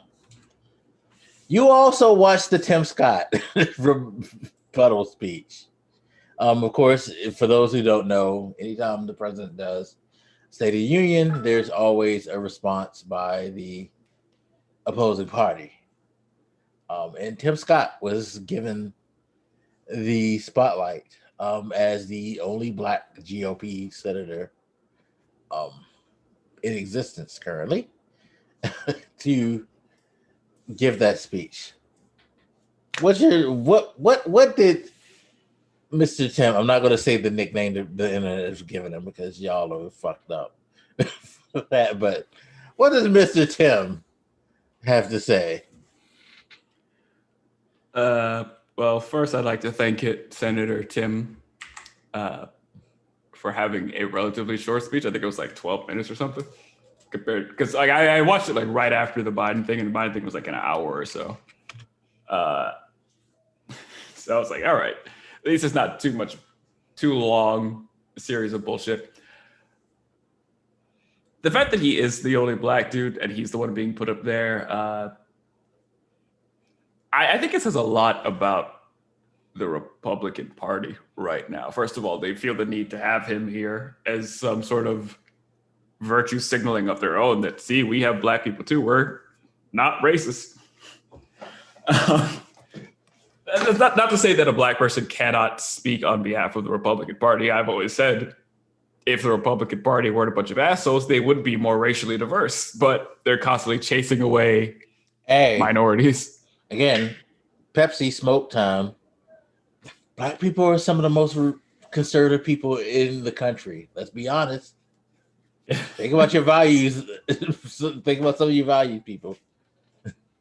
Yeah, exactly. Especially when it comes to things like religiosity, which is one of the things we talk a lot about with the conservative right. Like a lot of Black people are strong Christians, especially with older people. So, well, it's not just there's a religion thing, but I mean, no, sexuality. Definitely. Think about economically. Come on, yeah. And I'm just saying that because he happens to be Black, but that's true in the Hispanic community as well, and in other communities. Like, if they weren't such psychotic maniacs, we would probably have a more even ethnic split across the parties than we. Yeah, they wouldn't have to fucking pass laws to stop us from voting. Right. So I don't want anybody to hear me say this and think like, oh, so he can't speak for the Republican Party because he's Black. Of course he can. But it should also be acknowledged that there is a reason they're picking him. And it being Black has something to do with it. He's also a fine speaker, I suppose. Some of what he said was just kind of pulling out of the typical dumb Republican playbook. Some of it a more classic playbook. A lot of his speech was based on the economics of the issue. So he didn't go. What's her name? That crazy green lady. Which one? Boebert or Majority Green? Yeah, Majority Green. A couple of crazy. But my point was like he didn't indulge in any sort of weird QAnon maniac bullshit. I don't recall him saying anything about Biden not having really won the election. You know what I mean? Like he didn't indulge in the crazy conspiracy parts. He stuck to a more classic Republican bullshit line than that. Different kind of crazy. He's a more familiar kind of crazy. I put it that way. We brought back the original. I mean, he starts off, and like already his tone's kind of combative. Like I even pulled up some of the speeches to remind me. Like one of the first things he says, like, our president seems like a good man. His speech was full of good words, but President Biden promised you a specific kind of leadership. He promised to unite a nation, to lower the temperature, to govern for all Americans, no matter how we voted. This was the pitch. You just heard it again. And then he kind of goes on to essentially suggest that this promise has not been kept. And then he says, like, I won't waste your time with finger pointing or partisan bickering. You can get that on TV all you want. And I'm like, this kind of tone right here, the sort of gaslighting, I guess, where he's essentially saying, like, I'm just going to be fair and honest. I'm not going to point fingers, even though I just said, essentially kind of insinuated Biden's full of shit. You know, like throughout the speech, he has this tone where he's saying, yeah, we can work together. We can do this. We can do that. I'm not going to point fingers. It's about finding common sense and common ground was the phrase he kept using throughout the speech. While at the same time, pretty much just blaming Democrats for not being able to find common ground with them. So it's like this constant dishonesty in the messaging about this idea that they've been working together, or that they should be able to work together, and Democrats are the reason that they essentially can't work together. You know, and he attacks specific charge. Oh, I wanted to bring this up too, because I think I brought this up with you. Like he mentioned, the line was like, last year, under Republican leadership, we passed 5 bipartisan COVID packages. And I remember hearing him said that. And the second he said that, I'm like, okay, but y'all were in control of the Senate at the time. Like he's suggesting that under Republican leadership, we were able to pass packages together, but under Democratic leadership, you know, they just passed the Biden's rescue plan just along Democrat lines. They didn't want to vote with us and blah, blah, blah. Like that's really dishonest, because back when y'all had control of the Senate, of course, you know, y'all were able to, you had control, so you had more of the vote. But now that Biden's in control, you don't want to work with him. You don't want to work with a Democratic president at all. So you've all pretty much committed yourselves to not working with them almost no matter what. You know what I mean? Like you're making it seem like because that they passed this shit by themselves because they just don't want to work with you. You're the one kind of controlling how much you can work together. That's why I use the term gaslighting there. It's like the very thing you're complaining about is caused by you. What are you talking about? Right. Like you look back at the last package that was passed, all of the Democrats voted for it. All the Republicans voted against it. Right. And he's using that fact that happened to suggest that, well, okay, now that the Democrats are in power, they won't work with us. No, that's not what happened. And you can't be like, well, we passed it bipartisanly last year. Well, yeah, because you chose to work with them last year because you had the power for the most part. And you happen to have a sort of schizophrenic president who maybe for selfish political reasons, like, look, let's just give him the fucking money. It'll get me voted again. Like he was kind of all over the place with what he wanted to do politically. I think at one point near the end, he's like, let's just give him $2,000. We can do that. I'm talking about Trump. Trump was like, let's just give him $2,000, whatever, right? So like, there was a different power structure at the time, and you guys were the ones deciding whether or not you were going to actually do anything. Yeah. So yeah. Even when the president say give him $2,000, you bucked against the president. Like, how is it that it's the Democrats that aren't willing to work? You wouldn't even work with your own president when he asked you to do something. So and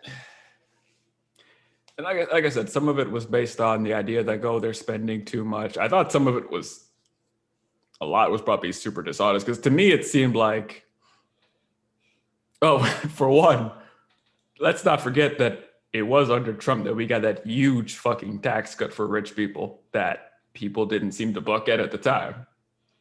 And now you're talking about this. I'm not saying that, you know, if this was a wrong, that 2 wrongs make a right, but there is this clear hypocrisy with that situation. But that aside, he makes it sound like they're just like throwing money at Democratic wish list bullshit. increasing taxes and blah, blah, blah. And it's like, you're kind of making it sound like he's increasing taxes on regular people when the tax hike, in fact, hold on, let me see here. Yeah, like here's the side. It's a liberal wish list of big government waste, plus the biggest job-killing tax hikes in a generation. None of that makes any sense. Like, first of all, the tax hike would be on super rich people. So like you're kind of making it sound like it's just going to happen to every random citizen. Yeah, let's not call it a tax hike, by the way. Well, I just use I feel like we need phrase to, there, but we need to call it like, I don't know, tax equity or a tax fix. It's not a hike. It's making you actually have to pay taxes as opposed to not pay taxes. Jesus Christ. Even that might be a bit much because they used to pay higher taxes anyway. So it's not like we're hiking, increasing the taxes to some heretofore unforeseen level. Like they're not even as high. I don't think under his suggestion, they're even as high as they used to be. So tax liability, that's the better word because that's all they're doing. They're just making you more liable for more like money tax wise. That's all. Right. So I'm not saying he outright said he lied, but I do feel like the way he phrased it was misleading because I don't think the tax situation affects a lot of the people who would probably be actually concerned about it. And when he said it's a, what was the phrase? Job killing. His whole thing is creating a shit ton of jobs. That's just not accurate. If you disagree that what he wants to do would actually create jobs, you could make that argument, but you're just sort of saying that they won't create jobs, that they'll kill jobs. It also comes as an offhand threat because generally speaking, when rich people have to pay more in expenses, the idea is that they're going to start cutting jobs so they can, effectively maximize their profit, which is basically, it's not killing jobs per se, but it's, poor behavior by people with money who don't want to spend more money. Like, gee, if you raise my taxes, I won't have the $50 million annually. I only get $47 million annually. That's unfair. So let me not pay these people so I can equate it. It's poor behavior. It's poor financial behavior. It if anything. So don't use that veiled threat of if you tax rich people, they're gonna not want to have people work. No. Oh, you'll beat it. Even if some people were going to be less inclined to hire, I guess some of this is maybe somebody who's been reading his plans more closely could answer this for me. I don't know what the implementation strategy of these sorts of things is, because I don't know if they're going to be largely government workers or if they're just going to, open up contracts with private companies. I don't really know what the exact plan there is, but no, I don't see the argument making sense that this kills jobs. I mean, somebody has to fucking do all the shit he wants to do. And until he creates whatever androids to run out there and do it, it by definition must create jobs. Yeah. But I was just kind of hopping through some of the transcript to jog my memory. This line here, weakening our southern borders and creating a crisis is not compassionate. The president is also abandoning the principles he's held for decades. Now he says your tax dollars should fund abortions. He's laying the groundwork to pack the Supreme Court. And this is why I said this is more classic Republican nonsense.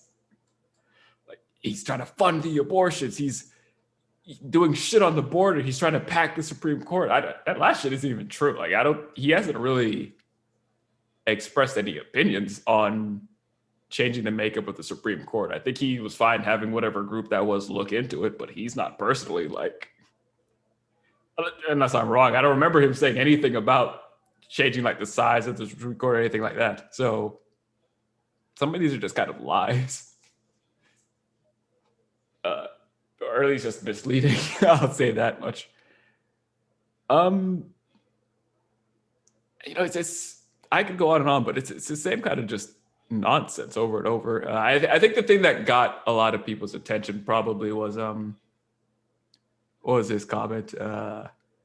America is not racist or something like that. Yeah, yes, he said that.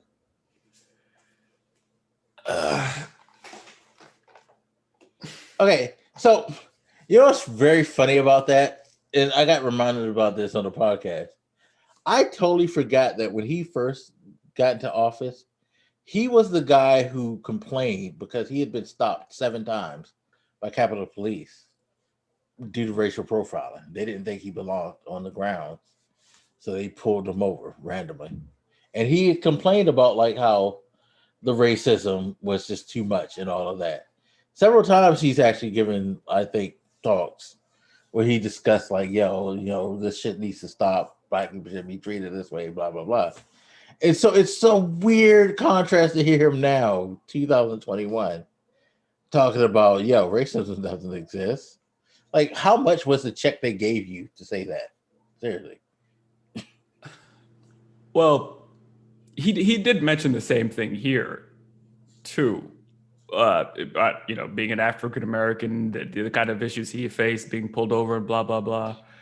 I think that the issue here, it was in the context of, I don't think he used the word, but like anti-wokeness. So I scroll down to the part, I can read a bit of it to give a little more context here. When America comes together, we've made tremendous progress, but powerful forces want to pull us apart too. 100 years ago, kids in classrooms were taught that the color of their skin was the most important characteristic, and if they looked a certain way, they were inferior. Today, kids are being taught that the color of their skin defines them again, and if you look a certain way, if they look a certain way, they're an oppressor. From colleges to corporations to our culture, people are making money and gaining power by pretending we haven't made any progress at all, by doubling down on the divisions we've worked so hard to heal. You know this stuff is wrong. Hear me clearly. America is not a racist country. It's backwards to fight discrimination with different types of discrimination, and it's wrong to use our painful past to dishonestly shut down debates in the present. So when he said it, and that's why I read kind of the surrounding things, he's not just like randomly saying like racism isn't a thing. I think he's kind of riding this anti-wokeness bent.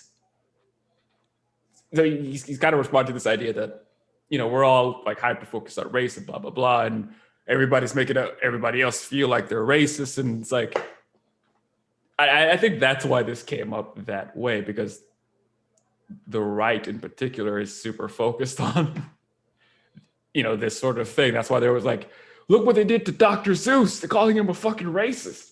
I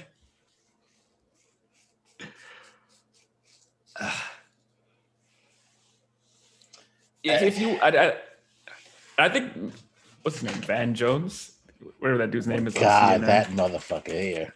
Yeah, it's Van Jones. You don't have to look him up, please. Don't sully your timeline, please. Well, I was just gonna say, I heard a clip from him responding to this, and he was like making the point, like, look, if you wanted to try and make a statement like, America has like a racist past and we're trying to deal with it and blah, blah, blah, and we've been making progress or whatever, fine, but you can't just say like America's not racist. It's we're seeing all the shit we're seeing. I guess I kind of understood the point. It's like, yeah, like we can talk about whatever progress we've made, but to just kind of sweep it under the rug as if it's not a thing at all is a bit much. It's fine. Whatever. So yeah, I know that was the most incendiary part. That said, I can see why that would resonate with some people, because I do think, and so this is what I don't like about it. It's kind of weaponizing the distaste a lot of people have been growing for like wokeness, where, maybe a lot of people maybe to an irrational degree are like always hyper focused on race, kind of like looking for ways things are, I don't know, racist or sexist or whatever. Like I mentioned virtue signaling a bit earlier. Some of that does happen. And I feel like when he says shit like this, he's kind of weaponizing the fact that, like, yeah, there are some extreme people who are like the wokeness police who have to come after you for every dumb little thing. And I know some people are kind of tired of that, but it's inappropriate to just be like, yeah, no, we're not racist. Fuck it. Hold on. Well, and that's the thing. Like, he has really no excuse in my mind because, like, I can't fucking protect you, or I can't make an argument. You know, I won't say protect you because I don't like him, so why would I protect him? Anyway, but it's hard to make an argument. Again, like, I could say things like, come on, people, maybe you shouldn't call him the C word. You know, I've heard that said a lot. The Uncle Tom thing, or as they call him, Uncle Tim. You know, I'd be like, yo, y'all need to chill with that.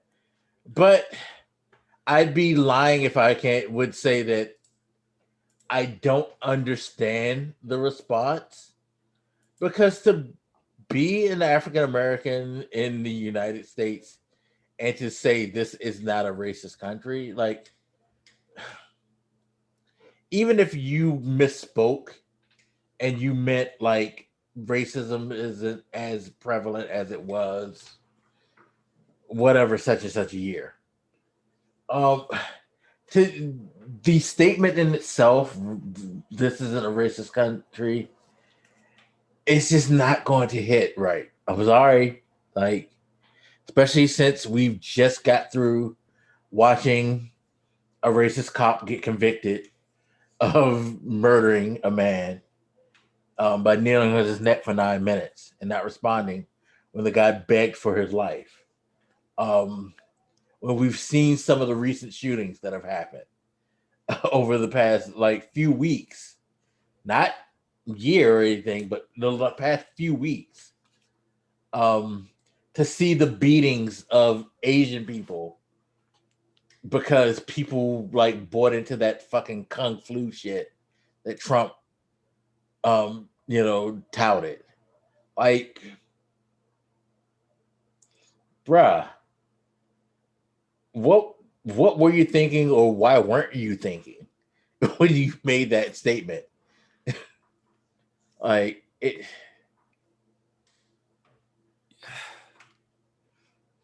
I'm not sure to what extent it's even useful to have that part of the conversation, because it's like, I guess my point in bringing this up is it's a dishonest way to use something that might be legit, because I've had conversations about times where, like, all right, some of this woke shit is a little out of control, and I do think culturally there is a bit of frustration with some people constantly having to feel like they're walking on eggshells. I kind of feel it every once in a while too, just like being super careful about how I phrase certain things so as not to elicit any like, whoa, he said some crazy, irrational, racist, sexist shit or whatever. But like, so I do think that is a sort of fear/frustration some people have. But he's spouting nonsense to kind of try to weaponize that feeling. And that's why I say I think some people I can see somebody just kind of like offhandedly hearing him say that and maybe vibing with it a little bit. Which, again, I think ultimately is why the Republican Party is so focused on so much dumb shit, like the Dr. Zeus, the Mr. Potato Head, the this, the that. They want to lean into making the left in general look like they're more radical counterparts, where it's like, see, they're always constantly trying to fucking judge us and police us, and fucking every little thing is going to be a fucking problem. Like they want to push that narrative to everybody that everybody else is always watching you and waiting for you to fuck up. So I don't know. I think, like, yeah, him saying like it's not a racist country is dumb, but I think it's underlying a different issue, I guess. I know it was dumb to say because it's just like you said, there's a better way to say it. He could have said, there's been a lot of progress when it comes to racism. We can argue back and forth whether or not it was or not, but you can't dismiss that there was progress. So, and that Right, but I guess my point is, considering I don't from think he like the standpoint of where we come from slavery to now, you can make the argument that there was a lot. But he made the statement in such a definitive way, and that's part of the problem. But like, I don't think he wants.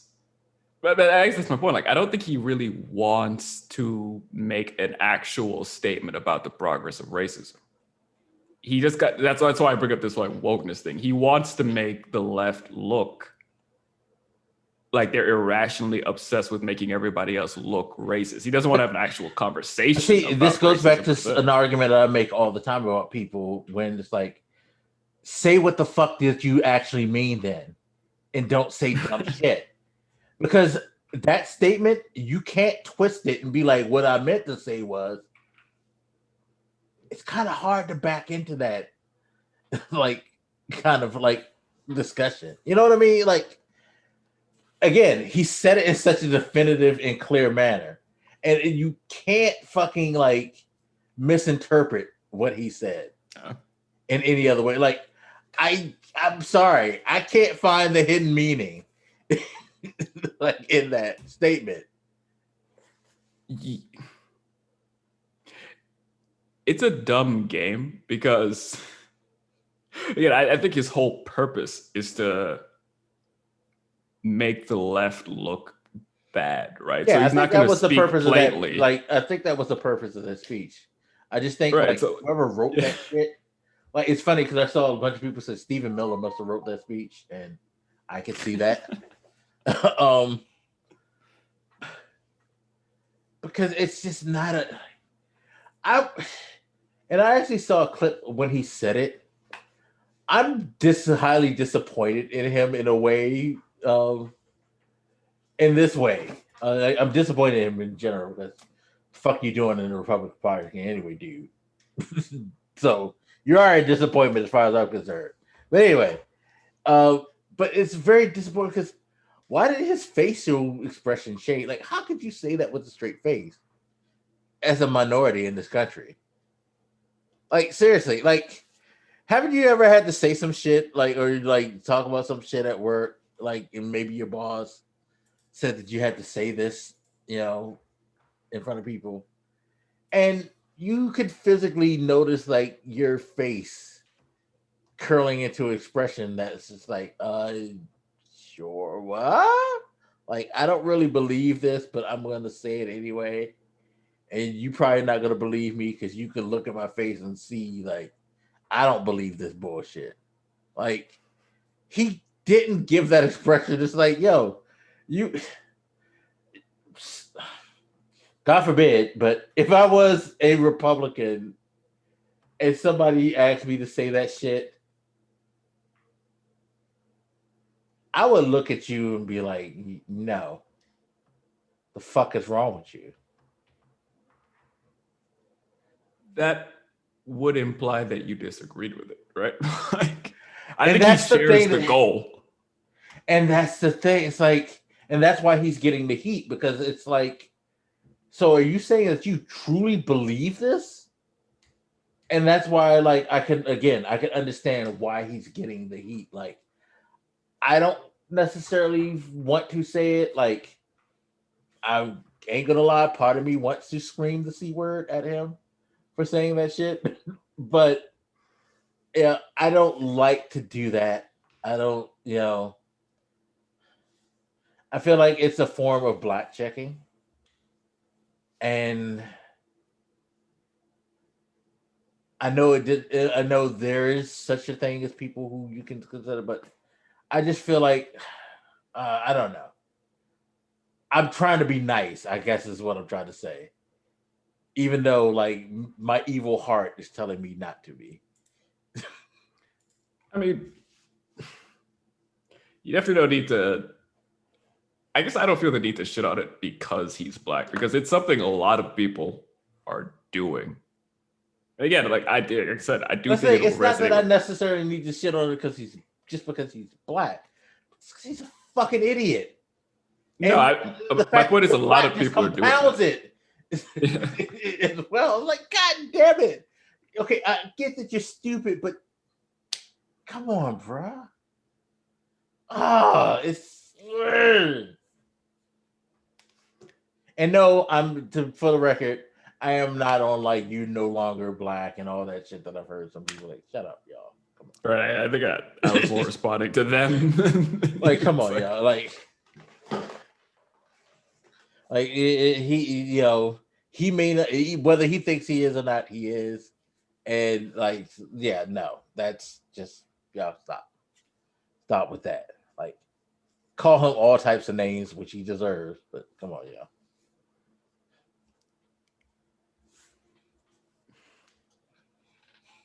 I guess I don't know. I don't know if there's any like kind of polling or whatever. Like I know a lot of people were upset by it, but I wonder if it worked for anybody. Like if it's something they liked to hear. Because I spent all this time talking about how it was less a commentary about racism and more. It was more a shot at wokeness in my when I heard him say it in its full context. I was like, it's more like a veiled shot at race at wokeism, I guess. But I don't think most people heard that. They're just going to hear the single line, "America's not racist," and they're going to feel whatever way they feel about it. I don't feel like this got. But I think that it's kind of like, again, it's the audacity of the statement. I get his whole speech was basically him trying to attack, like, the left and progressivism and quote unquote wokeness and all that. But it's just like the audacity of the statement. It's like, it's one thing to come at the whole wokeness thing, but and it's one thing to tell the lies and the mistruths and misdirections, but that's a very, very hard fucking stance to take, and that's my point. I think, bro. I think he fucked up because my point was like, oh, he's going after the wokeness or whatever. I think what he said backfired because now the focus is like the entire speech that he gave. Now the entire focus is on the fact that he said America is not racist.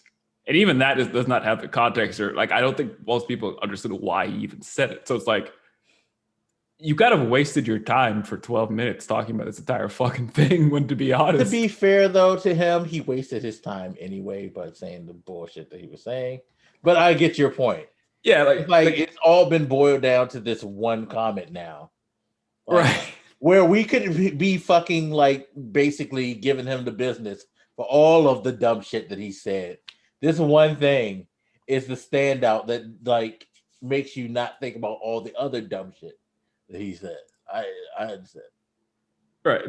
So it became this huge distraction. Like he spent 12 minutes kind of in that gentle tone being like, guys, we can find common sense and common ground and work together, but Democrats are bullshit. I'm just saying. Like this sort of like, what's the word? Veiled shitting on Democrats and liberals while also saying we should be working together and finding common ground. Like it was 12 minutes of that all thrown in the trash because he just had to say something that extreme. Like so that blunt. Like I'm sure he could have said something with the same kind of meaning that wouldn't have been such a fucking distraction. But like, it was like setting off a bomb. Okay, he could have just said things were getting better, and we could have shitted on him for that because I would have said, yeah, I agree, things are getting better, but there's still a lot of problems. And it would have that's like as far as most people probably would have went with it. But yeah. And you'd be like, well, and it's your party that's also helping continue some of these problems. Right. So right. But that would have been criticizable. But like now that your whole thing about shitting on the left is lost because you fucking made that move. Like that was just strategically dumb. So like yeah, otherwise other than that, it was just a typical dumb Republican speech. And to be quite frank, I go back to them the fact that they felt the need to use the black guy for this message. I'm sure there would have been plenty of white Republican politicians bold enough to say that line. I'm sure a lot of them have. But it wasn't going to have the same impact as a black man saying it, and I feel like they all fucking knew that. I don't feel like it had a smart, effective impact for their Again, maybe they're right. Stephen Miller did write that. But somebody's like extremely white and stupid wrote that. They go, like, yeah, we got a black man to say it, then it must be true. Again, like having a black man say it made it just sound and look extreme and dumb. Like, because I can imagine like a white Republican saying that, but I don't think we would have blown up on him like that. We would have just said like, all right, typical. It would have been guy. a Rick Santorum situation. There you go. Like, but I think I mentioned to you, like when we talked about this before the podcast, like I could see him being a little charming to some people because mixed in with all the typical Republican bullshit, like he is telling, stories about himself. He did mention, I've gotten pulled over unfairly and blah, blah, blah. He mentioned being raised by a single mom and all this shit. I think the joke I made to you was like, I could see why his story about, being raised by a single struggling mom and, failing in school, but eventually finding the path right again because his mom worked so hard on him and never stopped believing him. I can see why that's more compelling than like the story of Mitch McConnell being spawned at a country club somewhere 100 years ago. You know what I mean? Like, it is a more, as much as Republicans talk about, the elitism of the left, a lot of politicians in general are just kind of elite, Republicans included. A lot of them grew up. I mean, hell, some of them are like second, third generation politicians. You know what I mean? Like some of them, their parents were already politicians. They're just kind of handed the keys to the kingdom. There is an elitism in general in politics. Not everybody is like fucking AOC, who just did whatever the fuck she was doing and then came to Congress. Like, a lot of them grew up in families that were already well off, especially white people in Congress. So I can see why the way he tells some of his personal story might be charming, but it's the kind of charm that works only if you're not really listening to him. You know what I mean? Yeah. If you're not actually like paying, like if you just kind of heard him like on the background in the TV or whatever, and you weren't really listening, you'd be like, well-spoken, tells a nice little story. I don't know, talks about how we should be working together, blah, blah, blah. But if you actually listen to him for like a minute or so, you're like, all right, this motherfucker's gaslighting me. Yeah, and it's funny because it reminds me of a conversation I had with somebody before about like how just one thing can kind of throw off something. Like, I won't get into details about what it was, but they were trying to make an apology about doing something that some people found racially insensitive, and we don't know the context of the whole thing because it was like a video clip somebody clipped, but it starts off by them saying like, yeah, I did this, but to be fair, a lot of people thought it was cool, and I immediately stopped it. I was like, that shows to people like whether or not he does understand or not, when you start to try to excuse or qualify why what you were doing is okay by saying something like, well, people thought it was cool, you are showing people that you don't understand why somebody is offended by it or why somebody has a problem with certain things. And I feel like his statement about this isn't a racist country totally dismissed everything that's been talked about over the history of this, like, not even the country, but just the past fucking 5 years, at least. Like, you're just acknowledging that, like, with that statement, it may not have been your,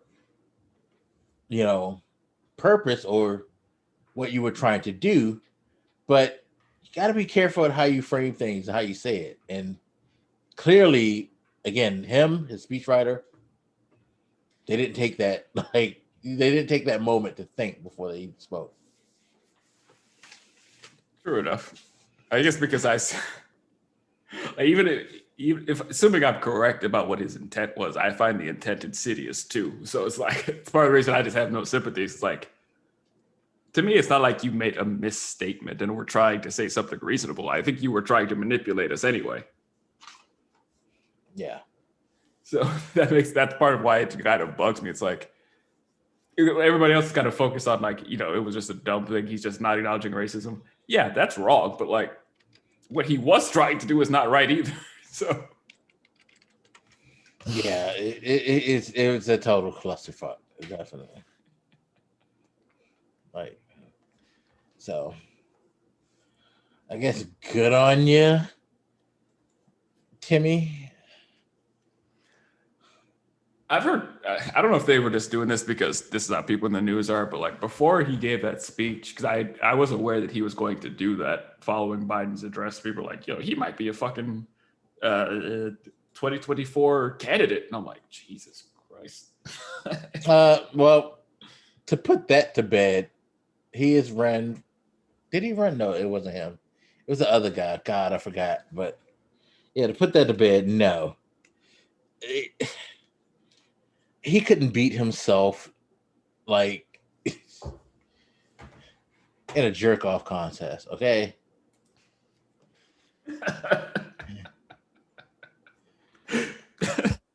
So now.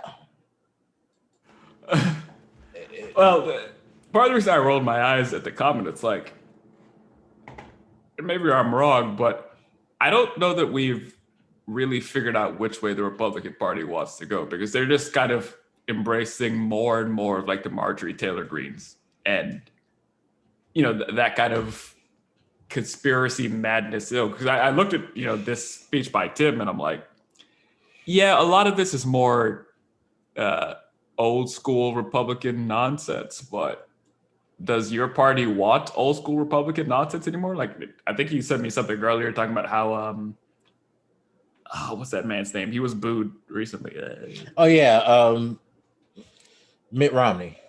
Mitt Romney, right? Like, Mitt Romney getting booed, like Liz Cheney getting shit. Like, so when I listen to Tim Scott's speech, I'm like, do you guys even want this kind of Republican anymore? Like, you're doing it largely because he's black, but like if it was a white person up there, I feel like they would be giving a more extreme speech than even he gave. You know what I mean? Because I think what your party increasingly wants is not this old school Democrats are just wasting fucking money bullshit. Like, they want to know that, there's 5G transmitters in their bloodstream because they got the fucking vaccine and Trump really won the election and these fucking Democrats cheated. They want, you've got to condition them to want more of the bullshit. I think that's why I asked about, I wonder what the response to his speech was and what it would have been if it hadn't had that distracting line about racism. Because like, I genuinely wonder if this speech would have even worked among most Republicans. Because I can imagine them giving him the sort of Romney treatment. It's like, yeah, you're not extreme enough for me. I need you to admit that Trump is still the president. Biden cheated. Vaccines are bullshit. Yeah, no, honestly, if he were white, it would have been, like I said before, the Rick Santorum thing. By the way, for those who don't know, Rick Santorum gave a speech saying that, America was like white people birthed America from nothing. And then he stopped for a second and had this look on his face. He was like, I mean, yeah, there were Native Americans around, but there isn't much Native American culture in America at all, because, we made America. It had nothing to do with them, even though they were here. America. I remember, because you sent me that before, and I was like, it's funny how you started off racist and noticed it, and then you just kind of kept going. You made it even more racist. Like, you could have, if you're gonna say like white people built this from the ground up, I said, well, whatever he said, that they essentially built this from the ground up. You should have just stuck with that line, not stopped.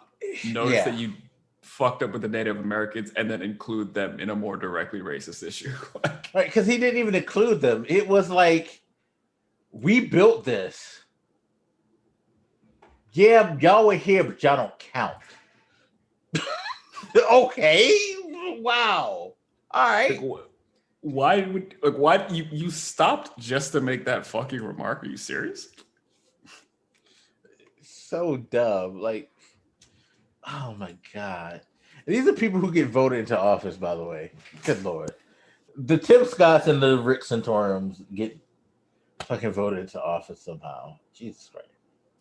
I will say, I did see somebody mention something I don't think is actually important, but they looked at like the YouTube video for Biden's speech and then Tim's speech, and they noticed like the like-dislike distribution. So real quick, like on CNNBC's YouTube channel, Biden's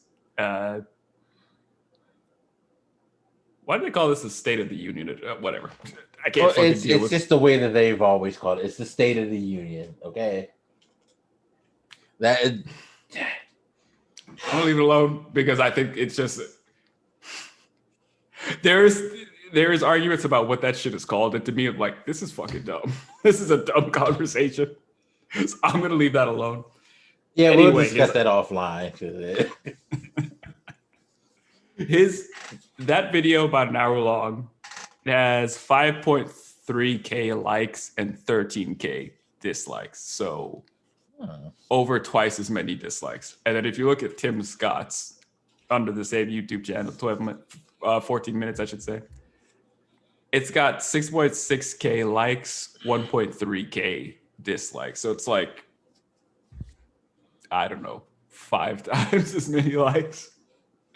Like way more people, like, as far as the ratio goes, at least, liked Tim Scott's speech. And I also checked it against Fox News. It's a way wider difference, like 70 times difference. So I saw some people kind of note that. I don't know how much that really matters. I'm not sure if maybe that's just a result of like some kind of bots or something. I'm not convinced that many people really took that much umbrage with shit Biden said. But I also can't explain why there's so many more dislikes. Maybe just bots or something. I don't know. It's the kind of thing that's making me more and more question when people try to analyze stuff on social media.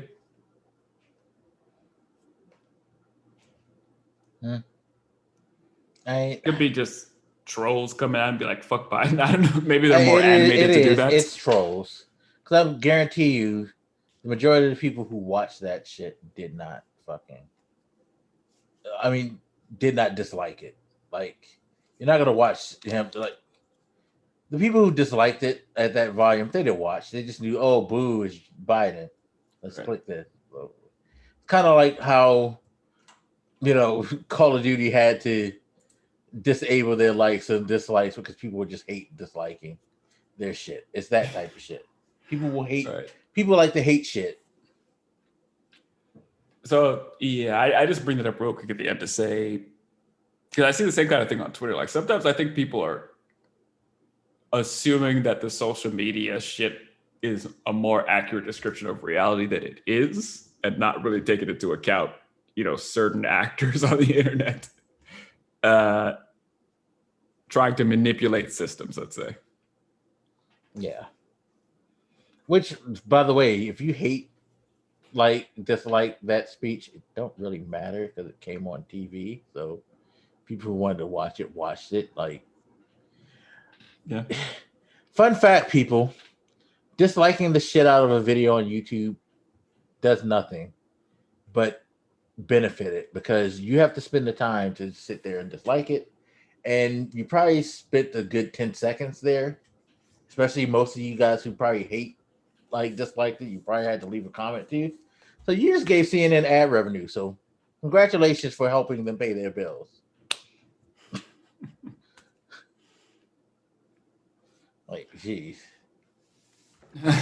Well, this was CNBC, but I'm sorry, CNBC. Same difference, kind of. I mean, they're all liberal assholes. Exactly. Fucking Yeah. communists everywhere on TV and the internet. There were times during Trump's presidency where I said to people, you should watch this speech and watch it in full because you need to be very aware of the fucking madness going on.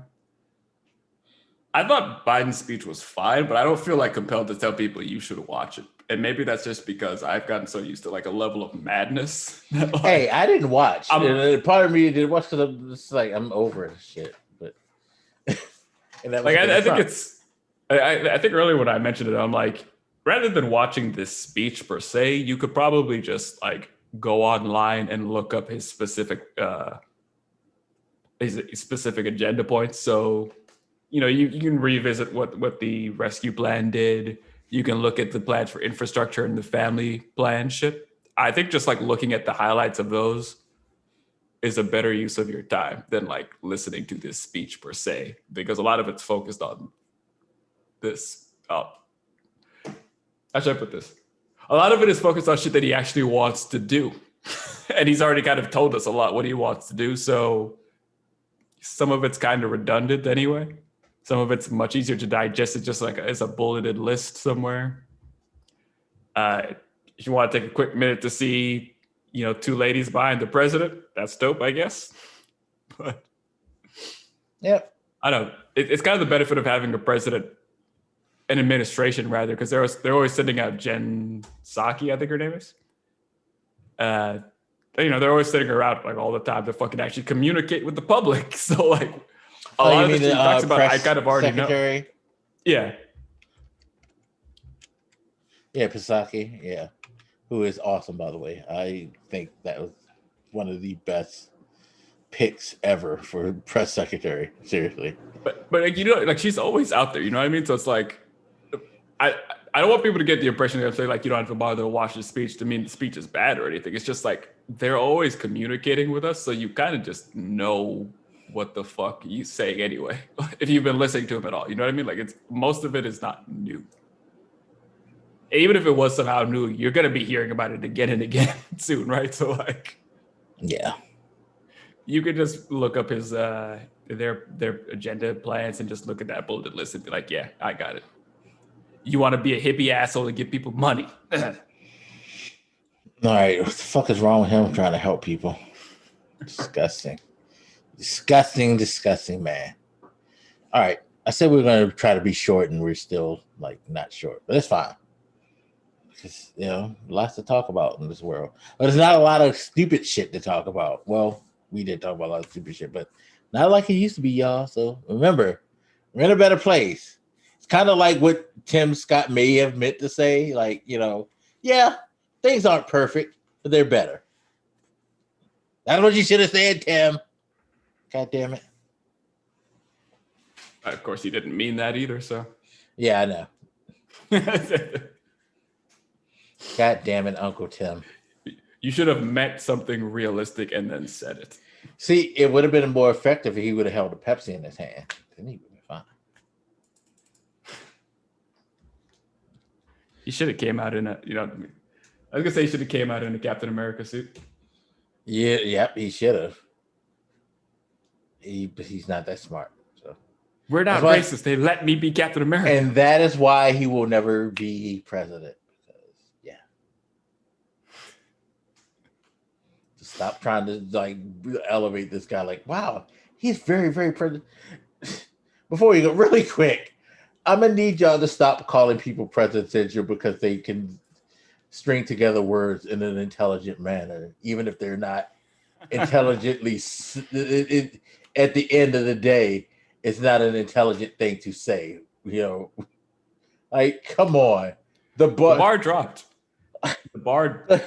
Trump has dropped the bar so far that they are literally trying to prop this motherfucker up because he and like I can imagine like a video of like a 4-year-old giving like some sort of report at school going viral. Like, man, that 4-year-old downright presidential the way he speaks. But you know, it's a slight added layer of racism too, because it's that whole like, wow, you speak so well for your people. Like, stop. No, stop. All right, we're done with this. As you go get your food, I figured that was what you were hearing them at your door. What is tonight's meal?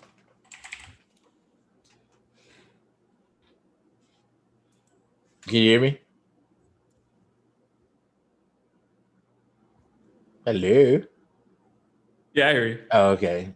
What was tonight's meal? What? I said, what's tonight's meal? Just some bullshit because I was sleeping part of the day. But I guess I stepped too far away from the computer because my earphones cut out for a sec. Nice. I was trying to fix that. Okay. I noticed like if I put my head like just outside the door, it's like, well, fuck that. He's gone to another country. That's very short range. It's funny because the Bluetooth earphones I have, it's got like 100 feet range. Well, these are for my phone, so like, yeah, mine are here.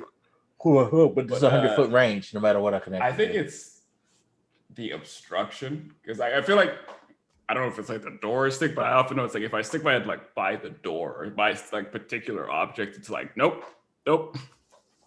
Need a better line of sight. I don't understand why. Because it goes through several walls, and then like for some reason the door. I don't know. Maybe the government put some sort of anti-signal bullshit in my door. See, typical liberal talking about like there's obstructions and stuff like that. There is no obstruction or line of sight issues in this country, sir. That's what they want you to think. Yes. Any suggestions other than get an education? Well, get vaccinated. Yeah, that's a good suggestion. Please, people, get the shot. I know it seems like scary to have that microchip floating in your bloodstream, but it's okay. It feels fine. I have a spasm every now and then, but sometimes I pick up the radio waves checking the government. Yeah, it's only because they're checking the signal to make sure it's still strong. It happens. I haven't been reading as much, but I do think, as we start to pull ourselves out of this, I'm really thinking more and more like, man, what should life be like? How do we go back? Should we go back? Oh, that's a whole nother podcast in itself because I got a lot to say about that. But all right, get vaccinated. Just ignore Tim Scott for the love of God. And yeah. To be clear, I got my first. I don't know if I mentioned, but I did get my first one. Oh yeah, I did because we saw the thing on my arm last time. Oh, did you say Pfizer or Moderna? I forget which one you said you got. I got Pfizer. Okay, yay! You're Team Pfizer, yay! But I'm just saying, like, as you guys can see, I'm still alive. I know, I recognize that for some people, like, who might be just nervous about it, maybe seeing more and more people take it and not turn into mutants or something might be comforting. So just want to be clear, I got it, and my second one is in a few weeks. So remember, you get both of them, and you can have all the sex and the outdoor dining that you want. Just remember that. All right, everybody. I'm done like fucking being out of pocket. Thank you again for listening, watching the podcast. I will post this one on time. I promise. You will see this in a timely manner. But yeah, we appreciate you guys' support. All right, everybody. Take care. Have a good one. We'll see you next time on the Reason Reborn. Drink Pepsi. Peace.